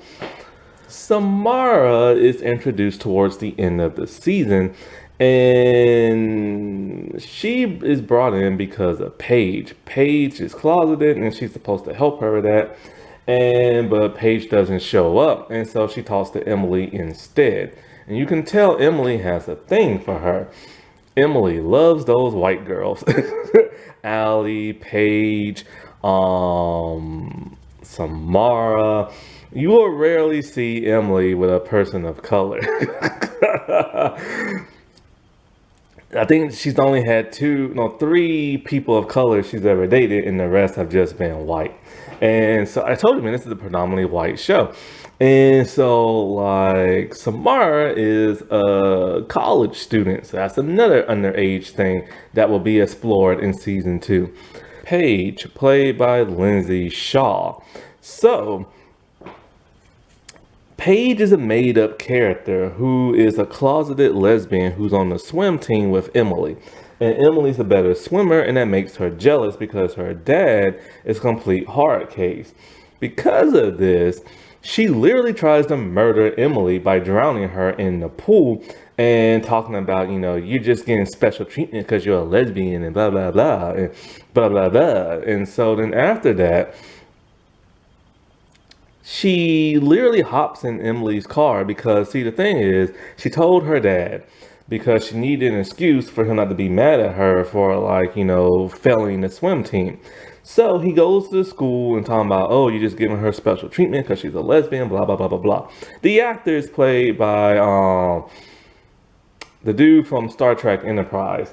But anyway, so she goes to apologize to Emily, but then kisses her in the car and run off and say, don't tell nobody. And she's a very odd character because before she kisses her, she rides her bike in the rain and tells her, man, you just have like everything and everything's so easy for you and blah, blah, blah. I wish it could be for me. And then she rides off in the rain and then she kisses her in the car and she's like, don't tell nobody. So then it turns out she's just a closeted lesbian who's terrified of coming out in front of her father. So her and Emily start to date in secret. Remember, she tried to kill Emily. And so they go to like this lesbian bar that's out of town, and Emily's all like, do you like doing things like this, doing this in secret? She's like, yeah, it's easier and everything. Emily really tries really hard to bring her out like the closet, but she refuses to because she is terrified of what people will think. And so people can understand like where she's coming from because if people know, they're going to treat her differently, similar to how they try to treat Emily and stuff. And so like I do like this different contrast. You have like a bunch of lesbians in this show who's out and about and proud, but then you have this one who's closeted because Emily used to be closeted. And Emily's closetedness was a lot bigger than that of like, Paige and stuff like that. Well, after a little rift, she basically disappears for the remainder of like the last episode of this season and the entirety of season 2 and towards like the end when she mysteriously just comes back and everything. Now, the odd thing about like Lindsay and Shay is that it seems like they don't like each other because Lindsay has mentioned this story over and over that every time she had to kiss, like, Shay would say something odd like, this is why I wear sexy pajamas like to bed to remind myself I like boys. To where Lindsay has no idea what she means by that, but takes it as shade. And like I told you before, Lindsay literally got fired from the show because she had a drug problem, but then they brought her back and stuff like that. And so, yeah. And if you know anything about Lindsay, God, there's always something about her that will piss fans off and stuff. So she always bops in and out the show when they bring her on and get rid of her, bring her back, and like stuff like that. Emily's parents. So her dad's in the military fighting off in the war. You gotta remember this is like 15 years ago. And so like he's not really in the show that much. But then towards the end, he wants the family to move to Texas and stuff. And so he's the only one okay with Emily being a lesbian. Pam, on the other hand, hates it to death because of their values and their religion and stuff like that. And and she's worried about what people might think of Emily. So it causes a huge rift between those two and the entirety of the season. And so, like, it's even to the point that where she starts spying on Emily, going through her stuff, going through Maya's stuff in her bag. That's how she found like the weed and everything. And she honestly believes that this girl, like, is she brainwashing you? Is this because of like drugs? Like, why are you doing this and everything? Like, she can't understand it because, Emily had like a boyfriend and stuff. And so you just constantly see, like, I also explained the whole Emily, Pam thing and Amaya thing in another video. So it's kind of like I really don't want to have to touch on it again. But basically, those two just cannot get along the entire season. And it's to the point where Emily is literally like, I've never been more ashamed of you in my life because, she ratted Maya out about the whole weed thing and stuff like that. And so, like, but she does come around when she finds out that Paige's dad berated her in front of everybody. And this causes her to come around more because even though she tells her, I don't like this, but I love you because you're my daughter. So even though she hates the fact that Emily is a lesbian, she's willing to just like, just forget about it just because she loves her daughter. As the show progresses into other seasons, she's just totally okay with Emily dating girls, and the whole thing about her being disgusted by it is never brought up again. Because for the most part, Pam is never really brought back into the show all that much and stuff. So Emily, played by Shay Mitchell. Emily is as sweet as sugar. She is the nicest out of all like the liars and stuff. And Shay Mitchell, like she was so happy when she got like this role and everything. There's a video about it on YouTube. Go watch it. It would just warm your heart. And so like she's the athlete along with Spencer. And she's on the swim team. Now, in the book, she does more sports than that, but here it's just swimming. And she's very, very good at it. And so, like I told you before, she's a closeted lesbian.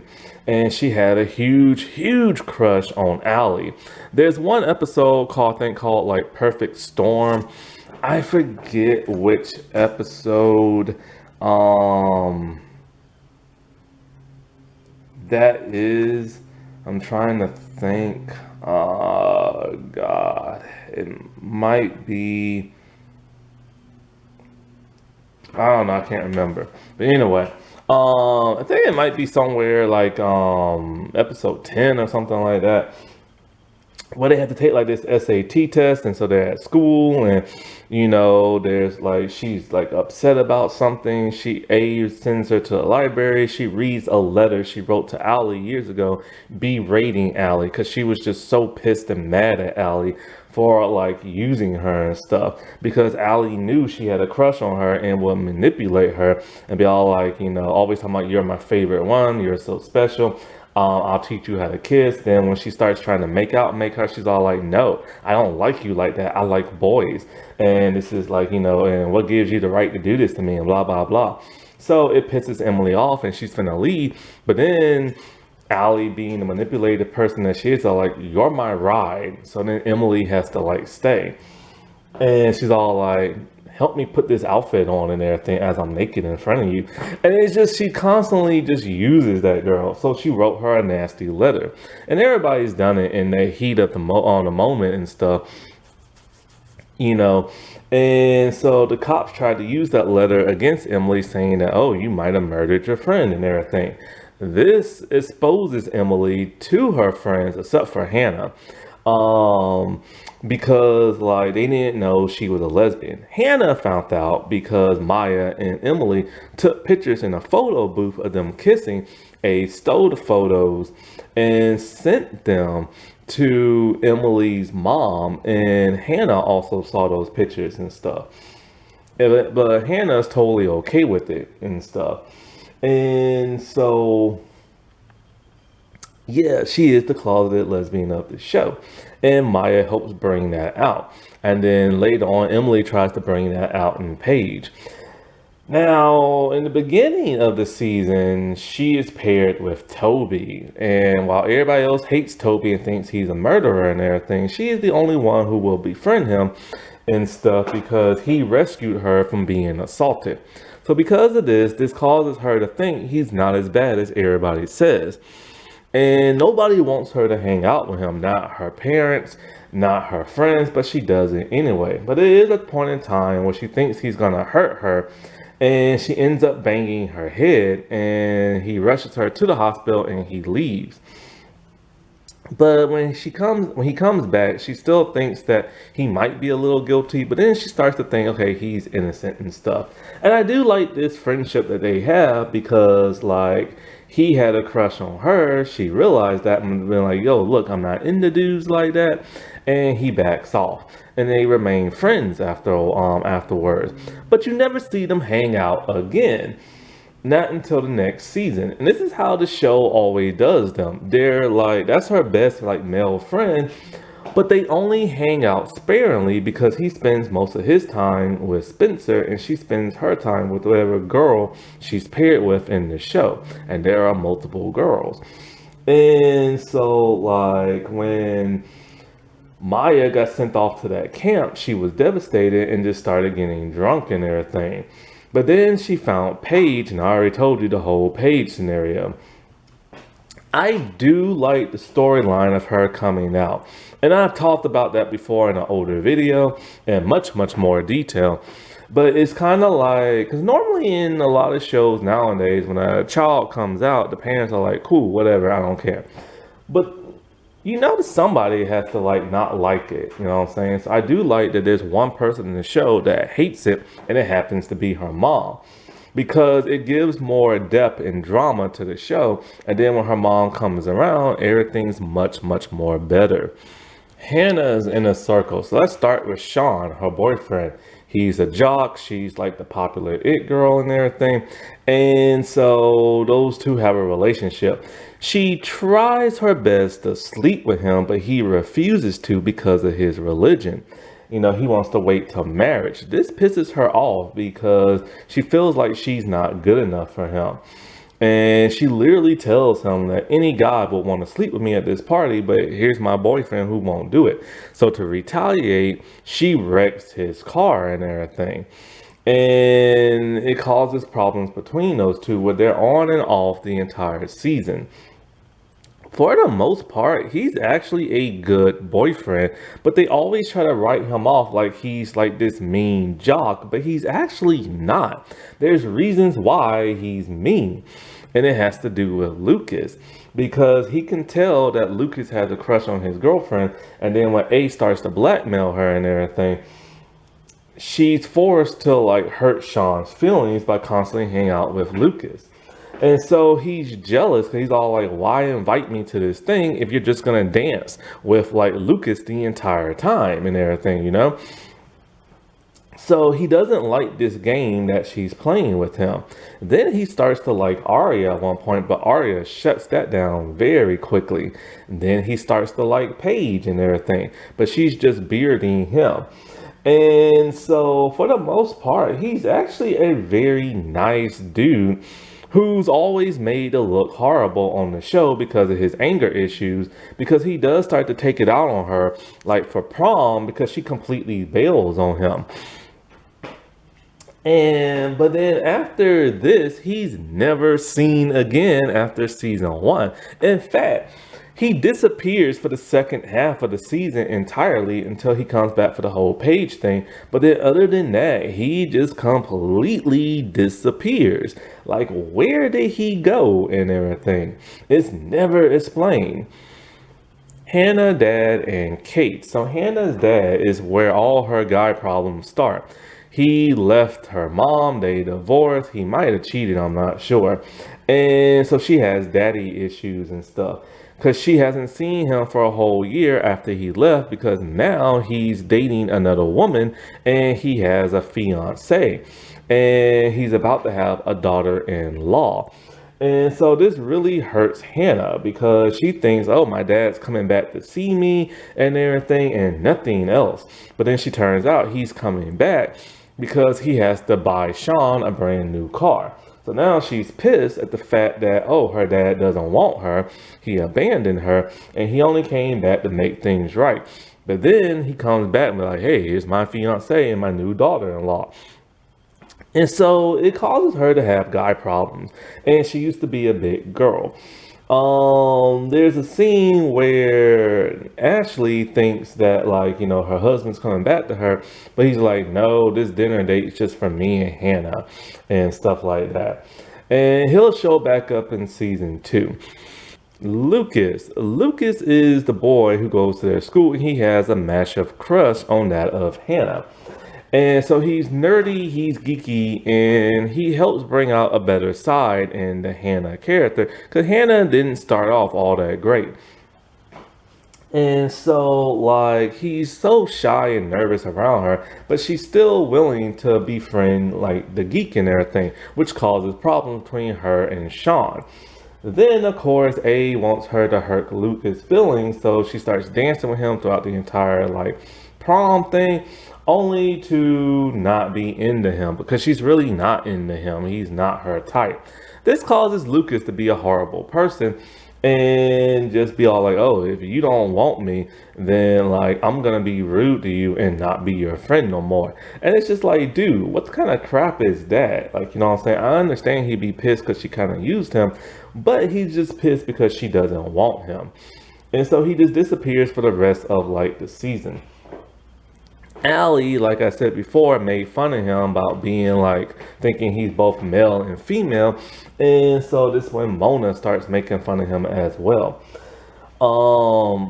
He disappears for the second half until the end when he finds out Mona lied about the whole Caleb thing. So he goes and finds Caleb and brings him back to Rosewood. Mona is a recurring character who barely shows up in the first season. And she is played by Janelle Parrish. And so she used to be a nerd and geek until Allie disappeared, so her and Hannah became the new it girls at school. Technically, Hannah is the new it girl, but I never saw it. But it feels more like Mona is. Mona is very vapid. She's a valley girl. She's rude. She's selfish, but she's Hannah's best friend until Hannah starts to hang out with Lucas and causes problems to where they stop being friends. And so, like, they later start being friends again, and Mona's just like her best friend who will have her back, but will also trash it at the same time, because Mona literally said she doesn't want to go back to being an outsider and stuff like that. But her and Hannah make an odd, like, relationship, because she helps Hannah steal from, like, department stores and this and that. They're rich enough to buy their own stuff, but they just don't and stuff. Detective Wilden. So the actor who plays him, I remember him from a show called Popular, and he was the voice of Bruce Banner back in the old Marvel cartoon days. And I remember I was just so happy for this dude to get, like, another role and stuff like that, because the Popular cast, they do have a hard time finding new roles and stuff like that. And so he's completely different in the books. He's nicer in the books, but he's horrible in the show. When Hannah gets, like, in trouble for, like, the sunglasses, her mom literally sleeps with the dude. And it's one of the most scandalous things I ever saw. You see Hannah sitting on the couch watching TV at night, and all of a sudden in comes, like, her mom and this cop, and they're just making out on the wall, and Hannah's just, like, looking and everything with, like, innocent eyes. But then he starts to intrude more by constantly staying at their place and having Ashley cook him breakfast and telling her how to cook his eggs and everything. But she's only doing that because she wants the charges to go away. But he's investigating the murder of Allie, and he suspects that it's one of the 4 girls. So he starts intruding on their personal life, constantly harassing them at school and this and that. He's constantly harassing them throughout the entire season, and especially that of Hannah, until he gets kicked off, like, the case and everything. Ashley is that the mother of Hannah, and I remember her from Melrose Place. I forgot the actress name, and so I was really happy to see her on this show as well. And I'm not throwing my camera. And so out of all the parents, hers is probably the nicest and everything, other than Ella, because like what is it? What is it? Like her mom will do anything for Hannah. They're like best friends and stuff. Um, when Hannah stole like the shades and that cop came to like arrest Hannah, she did the deed, man. Like she took one for the team. She slept with that cop. She had a relationship with him for as long as she had to until the charges are dropped. Once the charges are dropped, she got rid of him and everything. And she will do anything for Hannah. But then she becomes in a sticky situation because she steals money from her bank from this one person. And so because of that, it's because, they're behind in their mortgage. See, she got the house in the in the divorce, and it's a very expensive house, and it's a really nice one. But she just works at a bank, and they got behind in bills, and so she stole money from this old woman who only comes to the bank once a year, and she was gonna put the money back, but A stole it, and so it causes a problem between her and Hannah.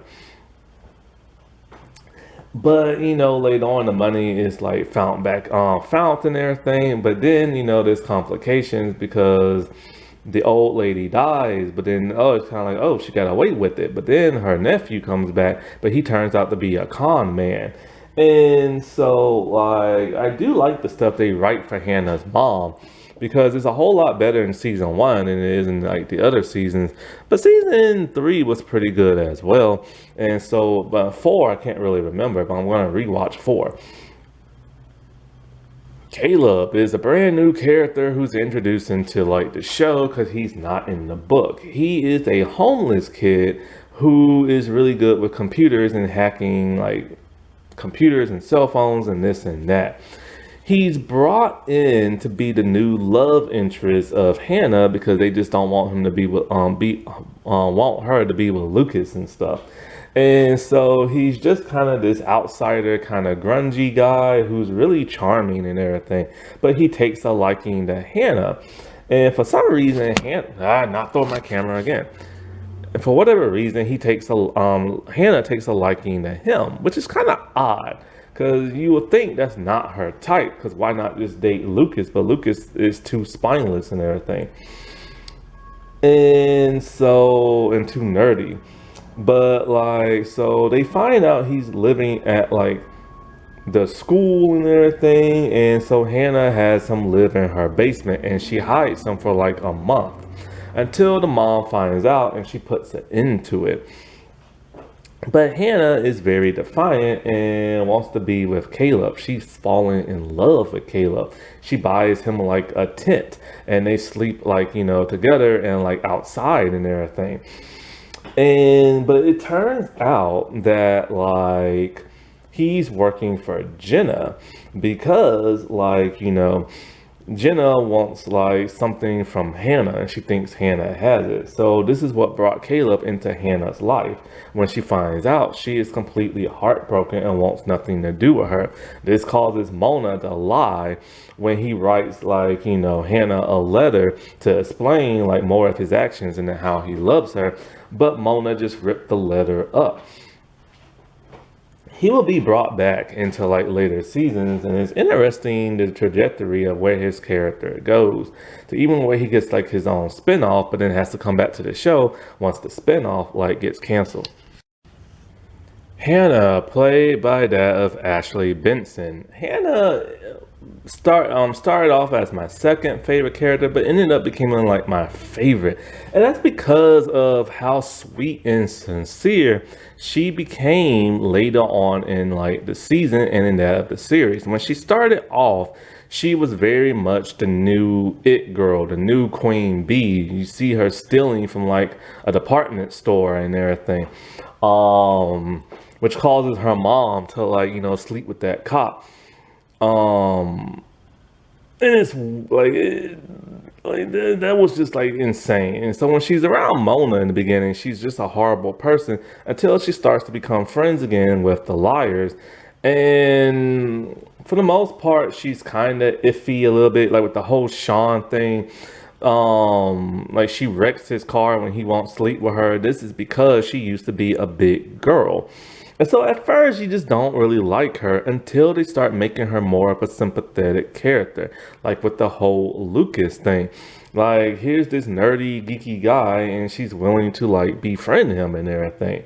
And for a queen bee, that's just very unheard of.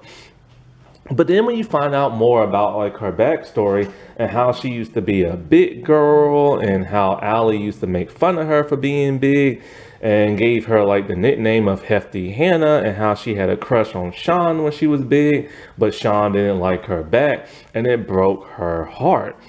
And even to the point where Allie told her just use your finger to be skinny and all this other crap, which is the worst way to be skinny.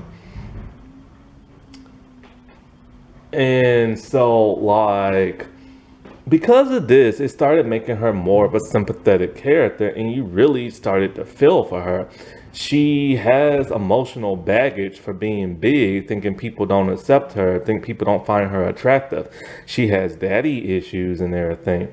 Her dad is off with his new family and just forgot all about her and everything.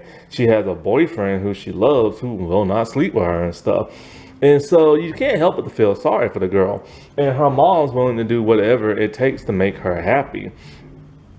And so, like, she just becomes an all around better character. And even when her mom steals the money and the money gets stolen from them. See, what happened was Mona uninvited her to her birthday party. And so she ends up getting hit by like a car. A runs her over to where she breaks her leg and she hallucinates, thinks she sees Allie, but turns out it really was her. And so like um when she's like, in crutches and in a wheelchair and all this other stuff, Mona threw a party at her place and the money got stolen by A. So this pisses her mom off. So she tries to make it up to her mom originally when they had money problems by selling all her expensive like clothes and purses and stuff like that. And Lucas helped her. And her mom's all like, this is my problem, not yours. And she's like, no, mom, it's our problem because we're in this together and stuff. And I always like that dynamic between her and her mom because they are literally best friends and stuff. But A, finds a way for her to get her money back that she stole from like the bank and stuff like that. A literally has her eat a bunch of cupcakes and puts like a pig on them. And so she eats them, and then it's like a football team that's like making fun of her. You can't help but it breaks your heart to see that like her be so upset. See these boys make fun of her, see the icing around her lips. This is something she doesn't do no more. She doesn't eat sweets no more because she doesn't want to be a big girl. And then to get the rest of the money back, she had to break both Sean and Lucas' heart in the same night. And it's horrible. And like then when her mom is probably gonna get like arrested and all that, she like has to break up Ezra and Arya and we're giving a ticket to that of her mom. And it causes problems between that of her and that of like Arya. But then, like I said before, one of the nicest things she ever did was give a homeless boy a home and everything. This is something you would never expect from her. And then she ended up falling in love with him. But then when her mom didn't want him in the house, she literally brought the dude like a tent and she left and she told her mom, I'm never coming back. I'm going to keep living with him in that tent. And of course they slept together and stuff like that until she found out he used her to help Jenna out, which causes her to slap the mess out of Jenna. But it's just like one of those things to where she's supposed to be the new it girl of school, but you don't feel it. Like she doesn't act like a queen bee. Mona does. And the fact that this popular hot girl is willing to befriend these geeky, nerdy guys and be a better person, she just became like my favorite character of like the entire show. Spencer's Inner Circle is pretty freaking big, man. All right, so first you have Ren, Dr. Ren. So he's like this, I think, medical student who's about to be like a doctor and stuff. He is Melissa's fiance. Melissa is the sister of that of Spencer. And in the pilot episode, he pretty much kisses that of Spencer. And he's an adult, like, well, God, like always. And so he gives her like alcohol when they're like when she's with her sister and dad at like a restaurant. He slips it to her, to kind of like ease her into that grooming thing, but like, hey, you're not supposed to have this, but I'm gonna sneak this to you anyway to show that, hey, I'm cool with you like that and stuff, and to make you like me even more. So anyways, he starts to flirt with her and touch her and stuff like that, and the sister finds out and breaks up with him. She starts a brief relationship with him, but then it quickly ends. His character will bop in and out of the series, in just some of the worst ways ever. Alex. So Alex, I've explained this before. I'm really pissed they wrote this character off. He is Spencer's boyfriend, and what I liked about him is that he made her a better character. Before, Spencer was a little bit unlikable, always messing around with these grown men and stealing her sister's boyfriends and stealing her sister essay and all this and that, right? But he was the poor boy at the country club who used to work there. And she's the rich girl with the snooty, stuck-up family. And it's that really cool dynamic of poor meets like rich, and they start dating. And it helped bring out a better side of her to show that she's not as stuck up as people think, and that she doesn't care about people's differences and stuff. And, they had a really cool, nice little relationship. It had a couple of like riffs here and there because Melissa tried to break them up by saying, oh, she's just using you because you're poor and this is like a game to her.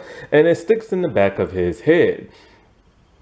Then there's a situation with like the mom to where it turns out that the mom had like a lump in her breast and she confided in him for like an hour, and it made him an even better person back in like a year ago. Then there's the problem with like her dad, because the dad just doesn't really like him because he's the hired help. And he can tell that Spencer's trying to like, throw a tennis match just to help her dad out. And he doesn't like that. But then the other riff happens when she finds out that the other country club members, they write crap about like, the people who go there and have pictures of them and put like little like double horns on them and stuff. And he's all like, that's just how they blow off steam. So she doesn't like that, but then she later comes on back. And for the most part, like they're just a very pleasant couple until A breaks them up. And A breaks them up because he has like a scholarship that, well, it's something he wants to, it's a school he wants to go to. And I forget what it's about, but like, he was debating if he was going to apply there or not. And so, because he's poor and he struggles and he makes his own living and stuff, there are times where she's kind of like, oh, that's okay, I'll pay for you. But he's like, no, I don't want you to do that. So he told her he wanted to get in on his own merits and not have nobody like recommend him or anything like that. Well, A fakes it to where it seems like Spencer like recommended him or sponsored him or like registered him or something like that. He finds out and he gets upset. And he's gone after that. So it's kind of like he assumes Spencer's the one who tried to get him into that school. And she's all like, no, it wasn't me. But he wouldn't like listen. And so he broke up with her and just like left. And when he disappeared from the show, it was just kind of odd. It was just kind of like, that's what caused him to leave and everything. Like, what's going on, But he's never been seen again and he's never been mentioned again. It's like his character does not exist. And so he went on to like do some movies and some TV shows, and about 5 years later he got cast in Scream Queens and stuff. Scream Queens. I hate saying that together. It's like tongue twister. But I just always found it was just so odd how they just got rid of his character. Spencer's parents, who names I forget, they're pretty much your like, sometimes they're rude, sometimes they're stuck up, sometimes they're stern. The father is probably the worst because like he tried to impress his boss, and so he told Spencer to throw like the tennis match that caused him to be upset at Alex. He later blamed Alex for something that happened at like the country club that almost got Alex in trouble. And so like other than that, he just completely disappears and he doesn't show back up until the second season. He's played by Nolan North, who was the voice of Deadpool in the older Marvel cartoons. The mom is a lawyer, stern. She tries to keep the peace between her two daughters and everything. And so like she's nice, but in a stern, kind of rich kind of way. Melissa. Melissa's a character like who's very interesting. She's kind of like Spencer's nemesis in the first season. When spoiler alert, when her character later leaves the show, it just really ruins something between her and Spencer. So basically, she starts off all innocent enough, being a fiance to Ren until Spencer messed that up. Then, like after they broke up, she started going back with her ex-boyfriend. And her ex-boyfriend is Ian, and it turns out that it's Spencer's ex because Spencer fooled around with him when he was dating Melissa back in the day. And so then it's like Spencer always wants what Melissa has. Like Spencer had to do an essay, so she stole Melissa's old essay and sent it in as hers. And she was gonna get like an award for it, but then Melissa found out. And it's just like there's always this sister rivalry between those two, to where Spencer is very jealous of Melissa because her family's always praising Melissa, and Spencer works just as hard as Melissa but never gets no praise. But how can Spencer get praise when she's constantly trying to steal everything Melissa has?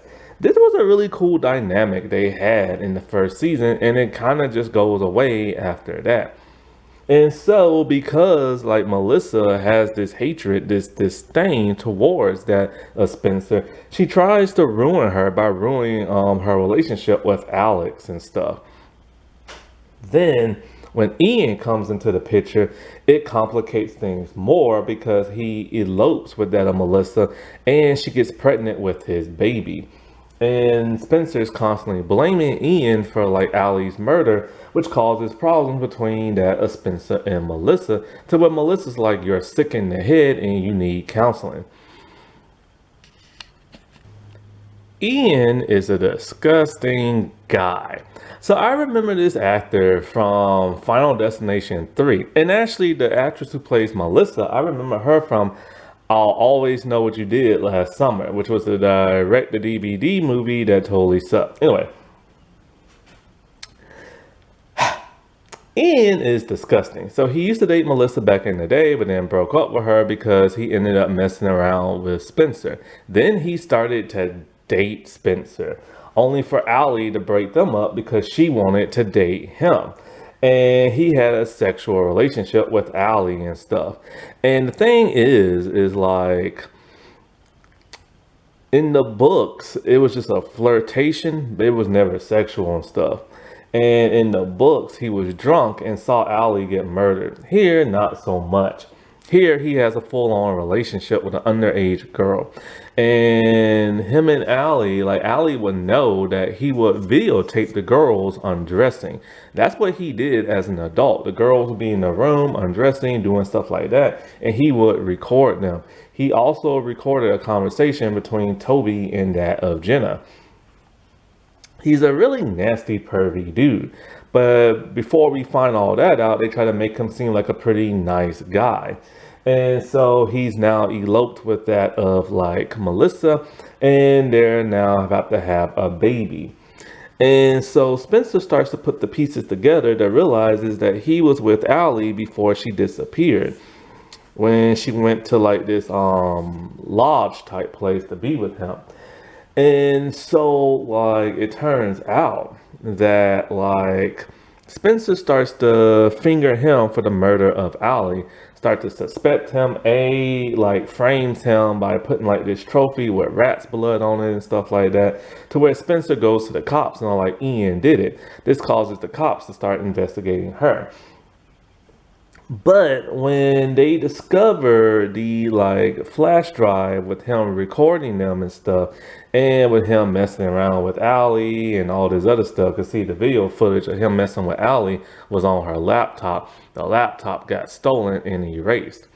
And so they assume Ian did it. Well, the girls plan up setting him up so that he can confess.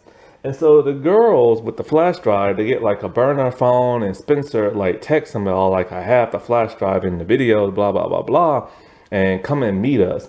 So Hannah takes the cell phone, is all like, I think gives us like she's all like, look, meet us at this place and bring like either $1,000 or 10,000. I can't remember what it was, because you know her family's in debt. And so like he agrees to meet them, but then he secretly talks to Jenna on the phone. It's like, whoa, like how does he know her? Well, there's a flashback with like I think him talking to Jenna. So it's kind of like, what the heck is going on? He's in a silver SUV and everything, and he's acting pretty shady because he wants that video. Well, Spencer and Melissa are driving and they get hit by an oncoming car that looks very similar to that of Ian's and stuff, because Ian did not pick her up from like the church. And so Spencer had to go pick her up, and then all of a sudden they get hit by a car. So then when Spencer goes back to get Melissa's cell phone, Ian's in the church and he locks her in there. Instead of Ian going out to the meet out place, because the girls are going to go out in the middle of nowhere on a bench for no weapon. They always do that. Anyway, to confront like a dangerous person, they always do that. Anyway, so he's at the church. He's acting very intimidating. He's like scaring like Spencer, and he's had enough. Like he's tired of Spencer always blaming him for Allie's murder. She knows about the tapes and everything. She's coming in the way between him and Melissa and the baby. He's straight up gonna say he's just gonna get rid of Spencer. He's gonna kill her and make it look like a suicide and stuff. So he's chasing her all around the church. He's pushing her up against the guardrails that's made of wood. He's breaking it. He's gonna throw her off like the little balcony area. And he starts telling her, like, you know, why did you do it, Spencer? Why did you kill Allie for? Like, you hit her in the head, you did this, and you just couldn't live with yourself the way, you know, you hung yourself and everything. And he's straight up gonna murder that girl. It's like, holy crap. And so, like, then all of a sudden, somebody pushes him dressed in like a hoodie. You assume it's but like I told you before, spoiler alert, Allie is alive, and it was actually her that did it. And so he gets tangled in like, you know, the ropes, and he gets hung. And so the girls, they call the police, and as the police are going up to where the bell tower is at, they can't find his dead body. It's missing, which causes the girls to look like liars and stuff. Spoiler alert, he survived his injuries, untied himself, but he was still hurt. And so Melissa knew about this and Ren knew about this, but then later he just ups and kills himself for some bizarre reason off screen, and it just never makes no sense. Because I don't know what Marlene King was thinking, but yeah. Like, they literally assume that he never confessed to killing Allie, like never. But fans, for some reason, think he did, because it's hard to understand what he's saying. But I put on the subtext or the closed captioning, whatever you call it. And he literally says, like, Spencer, why did you kill Allie? Why did you hit her in the head? You just, and all, it sounds like he's saying I, but he doesn't. So I just looked up online, and it turns out, uh, it was Allie that drove the car and ran into Spencer and Melissa. Marlene King, I swear to God, what is wrong with you? Like, that's Allie's way of thinking, oh, I'm gonna save them from Ian. I'm gonna put them in a car wreck. She could have murdered them and everything. And plus, Melissa lost the baby. Just like she pushed Ian off the tower trying to murder him. But it didn't succeed because later on he just killed himself in season 2. Yeah, she pushed that girl down the stairs.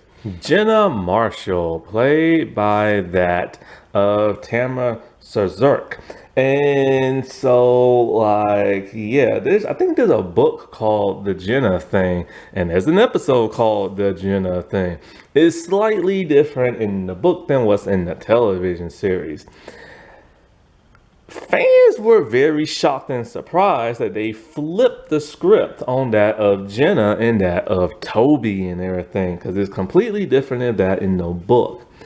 So in the books, it's Toby who assaults Jenna, but in the show, it's Jenna who assaults Toby, and she does it before she goes blind. They're step-brother and step-sister, and she is madly in love with him, and she wants him. So she forces him into a sexual relationship, and caught on camera, she literally tells him, if you don't do me, I'm gonna lie to our parents, and I'm gonna lie to the police and say you forced yourself on me. So because of that, he just does it and everything. And this is all recorded by Ian. So Ian and Allie knew about this. And so, like, Jenna, in the beginning, like, she was not blind. And I believe she was shown talking to Ian in, like, a flashback. And then next thing you know, Allie was with the girls, and she's all like, that creep Toby was in the window again, spying on us. We're going to teach him a lesson. So she takes the stink bomb and she throws it in the garage, and it sets the garage on fire. Turns out Toby wasn't in the garage, it was Jenna. And somehow the flames made her go blind. I'm not sure if fire can do that. I know in fictional cartoon shows I've watched and other stuff it's done that, but I don't know. Now, in the books, it's different. In the books, instead of a stink bomb and fire, it's fireworks and everything. And the fireworks is what caused her to go blind. And some of the fireworks burnt that of Mona because Jenna and Mona were friends in the book. In the show, they are not friends. And in the show, it's a stink bomb instead of fireworks. Why did they change that? Heck if I know. But when Jenna first shows up, the girls are scared because she shows up at Allie's funeral. And when we first see Jenna start speaking, she's very nice and very friendly. But then afterwards, she turns very mean and very vengeful. And just very, like, rude and snarky and everything. And it's funny because when she first showed up, you can hear her tapping her cane on the floor, but then afterwards they stopped doing that. So it's more like she's sneaking up on people and stuff. The actress has said that Jenna is misunderstood. No, she's not. She sexually assaulted a boy and everything. How is that misunderstood? I don't understand these people, man. I just don't understand these people. But anyways, she does not like the liars because she knows they was involved in, like, the whole Jenna incident. Now in the books they were involved, but in the show they're just like bystanders who just stand there and don't do nothing. And so, like, because of that, she hates their guts. But throughout the season, the girls assume she might be A because she has a cell phone. So so does everybody else. And also because she has motive again to getting revenge on them. That I can understand. But the girl's blind. How's she gonna be A? So anyway, she doesn't like when Toby's hanging out with Spencer or that of Emily, and it causes problems and stuff. But it turns out to be even worse because she hired Caleb to like find, befriend out of Hannah to find a key. There's this whole situation with 214 that Toby gave the numbers to that of like Spencer.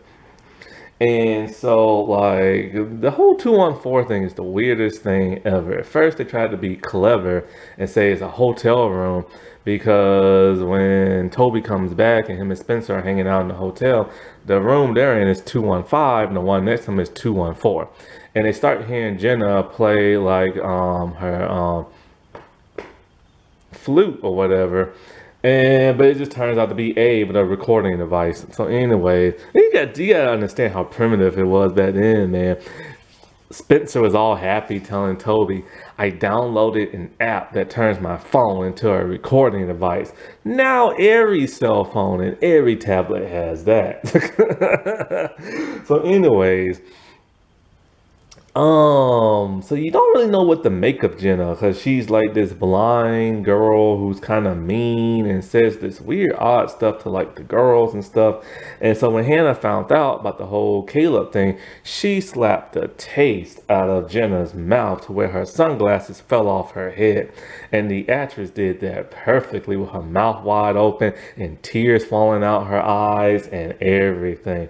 And those sunglasses really did get knocked off her face. I'm surprised the handle parts didn't like scratch her in the eye. And so the actress said for this role to play it, basically she kept her eyes closed and everything. And so she did a really great job of pretending to be blind and stuff. And so like there's always more to this character than meets the eye, like Officer Garrett. But she told the girls that like Allie came to visit her when she was doing her rehab. And the reason for that is that Allie blackmailed her with that video of her telling Toby, I'll go to the police and lie on you and stuff. And so like that caused her to not talk about the whole Jenna situation or the Jenna thing to so where Allie won't have to go to jail and everything.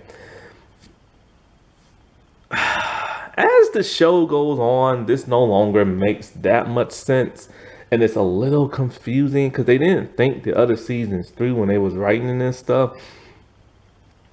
Because it's kind of like I don't know, it's weird. Like it's just really weird, and I really wish they would have. I understand they probably didn't think they'll get like another season, but with the ratings and everything, and it was pretty much guaranteed. You think because this was the second, it was part of the second half of the this season, so they should have wrote it a heck of a lot better because now they had season 2 in mind.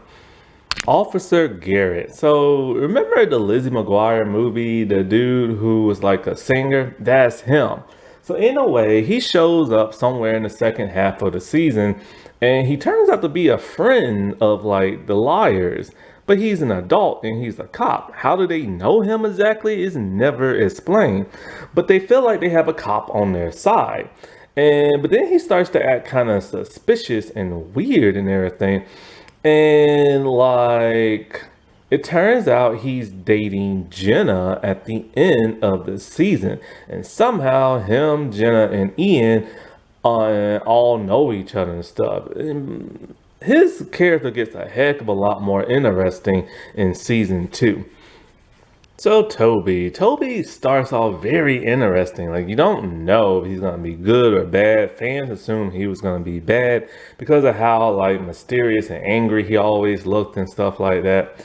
And so fans were really shocked and surprised when they flipped the whole Jenna Toby situation to where Toby turns out to be a good guy. And you can't help but to feel so bad for Toby in the first season, man.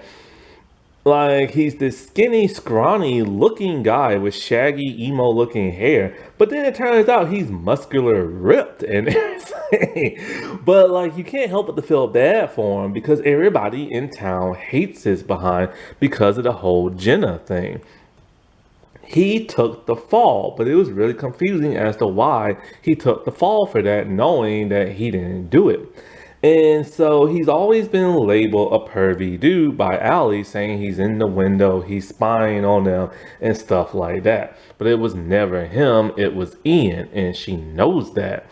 So she blamed him just so she could like blind Jenna or whatever. But the thing is, did she intentionally try to blind Jenna? I think yes, because there's a flashback of her talking to Ian, and then in season two, spoiler alert, Jenna and Allie have this long conversation, and Allie just does not like her because Jenna will not be intimidated by her, and Jenna is like really attractive. And so that's competition for Allie and everything. So I think it was intentional. And because it makes sense for it to be intentional. If she knew Toby never spied on them in the windows, it was Ian. And she goes in there to throw a stink bomb at Toby. But it turns out to be Jenna in there. And she probably knew Jenna was in there. I'd say she intentionally blinded her. But of course, you can't blame Allie for nothing because she has to get redeemed for the later seasons and stuff. But why did Toby take the fall? He had to go to juvie for a whole year. And so, like, it's because, like, Allie first tells him, I can get you away from Jenna. But then she's all like, you take the fall for this, or I'm going to show everybody this. No, like, she didn't blame him for the tape because she knows for a fact that he's innocent, but I think she was gonna show everybody the tape showing that he messed around with like, his stepsister and stuff like that. So he took the fall and everything for like, the whole Jenna situation. He got sent to juvie for it for a whole year. This causes the liars to be scared of him because he knows for a fact he did not do it. And so like when he comes back, the entire town thinks he's like this like dangerous person. Kids run away from him. People like throw stuff at him. They mess with his locker at school. They tear up his like mailbox and everything. He has it rough. And what's even worse is that the liars think he's guilty too, except for Emily. And so you can't help but to like feel horrible for this dude because he's just this innocent, like dopey person, and everybody hates his behind. And not only that, but he lives in fear of like Jenna and stuff. And there's even a scene where you see people be horrible to him, and he just runs into like an alley, a street alley, and just starts crying and everything, while Spencer is like looking at him, and it's just heartbreaking and stuff. And then he gets blamed for the murder of Allie because they find his sweater, and it has Allie's blood on it. So they think he's a murderer. They put like an ankle bracelet on him and everything, ankle monitor. And so, he's being framed for this murder by A and stuff. But then there wasn't enough evidence to charge him, so they're gonna like release him and stuff. Him and Emily, he had a crush on Emily at first when they was like lab partners in school. And then like, later on, she told me, she's just not into him like that. But then, like, he scared her one time. He's all like, I have to tell you about this whole Jenna thing. And it freaked her out. She hurt herself. He took her to the police. No, not the police, but the hospital. And then he just fled. And he was missing for like the longest time, which made him look guilty. And so then, like, he sneaks into like Emily's car. He's all like, I'm gonna like tell you, like, what happened, but you have to meet me here, and I'm leaving town, and blah blah blah blah blah. So he assumes Emily ratted him out to the police, but it was Jenna to keep him in Rosewood and everything, to keep him closer to her. And so then later on, when it's found out he's innocent, all of a sudden Spencer starts to feel sorry for him, and then she starts to like him to where they get into like a relationship. And I'll get into that just a little bit later, but it was just like the strangest thing because Spencer used to hate him and everything, but then she started to fall for him.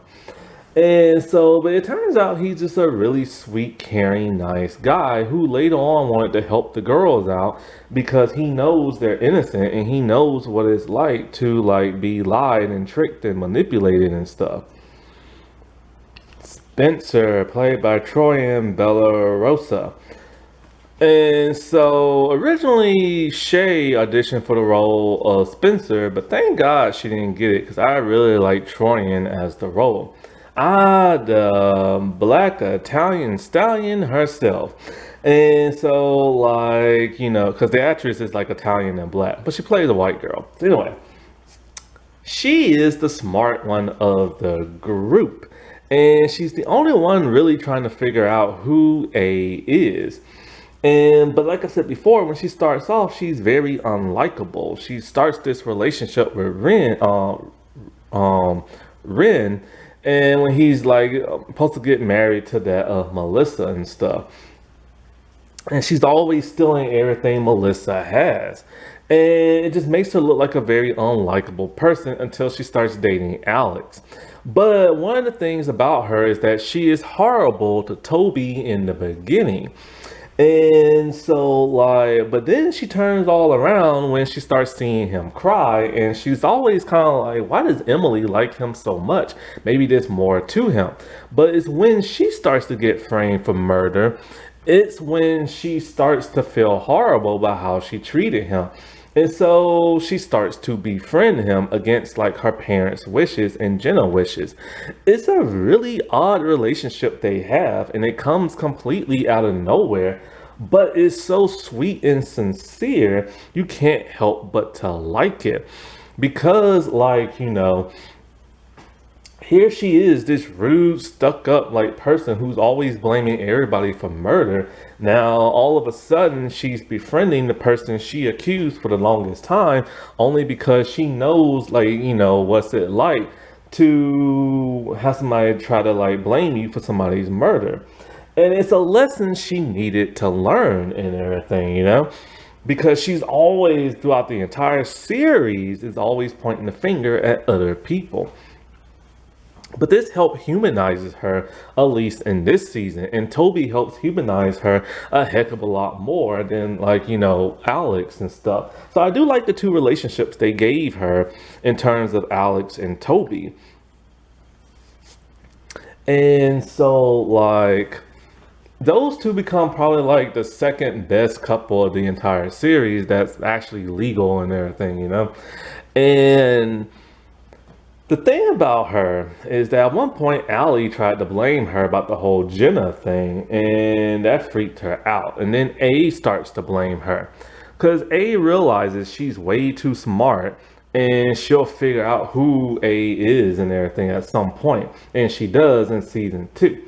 She's also the first one who's smart enough to block all incoming like messages on her cell phone so A can't like text them. But then A finds another way to like get to them, like through the radio or write letters to them. So they realize that they're gonna have to unblock A and stuff. And so, like, because Spencer is literally just that smart and is very determined to figure out who A is. Like I said before, she is the only one trying to figure out really who A is and get the other girls to be motivated to do it. And so A is getting scared and puts the blame on that of Spencer. It turns out there are carbon fibers on the sweater that Allie had, that Toby gave her. Because Toby gave her the sweater because she was cold. And so Allie's blood was on like the sweater. But also some of like Spencer's DNA was on the sweater. Now what's really odd is that they seem to have forgotten that for 2 whole seasons afterwards, and it doesn't get brought back up until season 4. And it's just kind of like, how the heck are y'all gonna forget that? But like later on, she starts to suspect that of Ian being the one who murdered Allie. There's like the videotape of him like doing her. There's a secret relationship they had. Like he saw her before, like, she went missing. the fact that he likes underage girls, he likes to record them and stuff like that, a lot of stuff started to point towards him, and even A blackmailed him a little bit to make Spencer think that. And so, like, because of that, it causes problems between her entire family to where they want her to see a counselor because they think she's going crazy in the head, which will play, spoiler alert, into season 4 because that was a shocking reveal. So anyway, but not only that, but like with the whole trophy and the rat blood and stuff, she calls the police, and the police are kind of like, okay, so you didn't tell us that. Okay, you told us that Allie and Ian was in a relationship, but you didn't tell us that you two was in one as well. So they start to suspect her, thinking, oh, she's trying to get rid of Allie so she can get Ian back. And she gets like terrified of this because the cops are like trailing her, and everything. And ah, and so she's just getting like very, very worried and stuff. But like I told you before, she's the one who confronts Ian in like, the church. And Allie like pushed him and like he got injured and all this other stuff. And when the cops show up, there's no body. So then it ends like that, with the girls in the second season being made out to look like liars where nobody believes them and stuff. I like how Spencer is very determined. I like how brilliant she is. I love that relationship she had with Melissa in season 1 because it made her character more interesting to have a rival. And it showed that Spencer is not perfect. While all the like older men she kept dating and all the stuff she was still from like Melissa and stuff, she's a very flawed character who always makes up with it with her like wits and smarts and everything. A is this mysterious stalker that is stalking that of the girls. Originally, A started sending texts to the girls pretending to be Allison. Somehow A knew everything that Allison knew and knew all the girls' secrets and stuff. And so by the 4th episode, we started to see A in the form of like a black leather gloves. That person wears like a hoodie and everything. And A is constantly stalking the girls and following them around everywhere. This is how A knows exactly what they're doing and uses this against to manipulate them and use them. I do like the messages that A was sending the first season. It's very YA novel-ish type stuff. But by the second season, A starts to get more aggressive. Now, there are some things that A do that's very weird and like bizarre.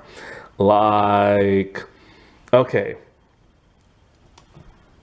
A lured them to like a tree in the woods, right?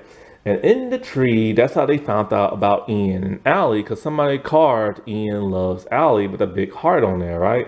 So A wanted them to know about the tree. And so the girls were going to use this tree to take it to the police and let them know about the whole Ian Allie thing and maybe he killed her. But then to mess with the girls, A cut down the tree. And when you find out who A is in the second season, it's like, how the heck did that person chop down that entire tree? And so and the reason why they chopped down the tree is because they trying to blame the girls for Allie's murder. So if Ian is blamed for it, then that's that. And so but then when A took the tree, they put it in a fireplace and just burnt it. And it's just like, well, where is A at? A cabin in the woods or something? Well, that's not where A layer is in season 2. But then, like I said before, they didn't think that far ahead. Then there is the incident with the rats and the trophy. So A literally killed the rat and put the rat blood on like a trophy, right? And so we see that A bought like four rats and named them after the girls, and the one named Spencer is gone because A is blaming Spencer. But it's all like, did you really have to buy a bunch of rats and name them after the girls? Then there is the friendship bracelet and stuff. So A decided to make a fake friendship bracelet, the one that Allie gave all the girls. And so when there's two of them that show up with Allie's name on there, they all like A made a fake bracelet and stuff just to lure us here and there. And so like it always leads to something more and something bigger, and it kind of does, but then it kind of falls flat because it's kind of like anybody, any shop could have made that bracelet. So why they had to go to the specific one, and why did A bribe the shop owner to lie to the girls? Then there is the incident with Mrs. Potter's grave. So A was blackmailing, like, Hannah's mom and all this and that about the whole money and stuff like that. And then, like, Caleb is the one who figured out that the nephew is a con man. But then, for some bizarre reason, A decided to go to the gravesite of Mrs. Potter and leave flowers. Why? That's never been explained. Ever. Why does A care about a con man for? Or did A kill Miss Potter? But then if so, why was A trying to help out Hannah's mom and everything? Makes no sense. But the last thing that doesn't make no sense is like after A breaks up that of Caleb. And no, A doesn't break up Caleb and Hannah. But anyway, when they break up and everything, this is something that's never been followed up on. So A had like, a heart-shaped candy, and it had like, I think Hannah's name on it or something. It took a hammer and it broke the candy, right? Then it put the candy in like an envelope with a letter, and on top of the letter, it said something about, and it had glue. And so, in like the shattered pieces, they put like a bottle of glue, and they all like, here, Hannah, fix your broken heart or something with the glue. I forget what the message says. And so you think, okay, A's gonna send Hannah that like, broken candy with the glue and the message and all this, but they never do. So why did A go to the effort of just doing that for absolutely no reason if they wasn't even gonna send it to like Hannah? It's like the writers completely forgot about that, because the writers constantly kept trying to make A very mysterious at the end of each episode, doing this and doing that. And some things make sense, and other things are just like make you scratch your head. So yes, this was a phenomenal season, but it's very YA novelish. It's very tamed and watered down compared to all of the other seasons that are a heck of a lot more juicier. But this is the show that started it all, man. And there's a reason why this show is a phenomenon. There's a reason why people still talk about this show till this day. This is why everybody says that this show is a heck of a lot better than all the spin-offs and stuff. This show literally broke the mold. Even when it went like the stupid route, it was still enjoyable and everything. Happy Women's History Month, everybody. All right, well, I'll talk to you later. Bye.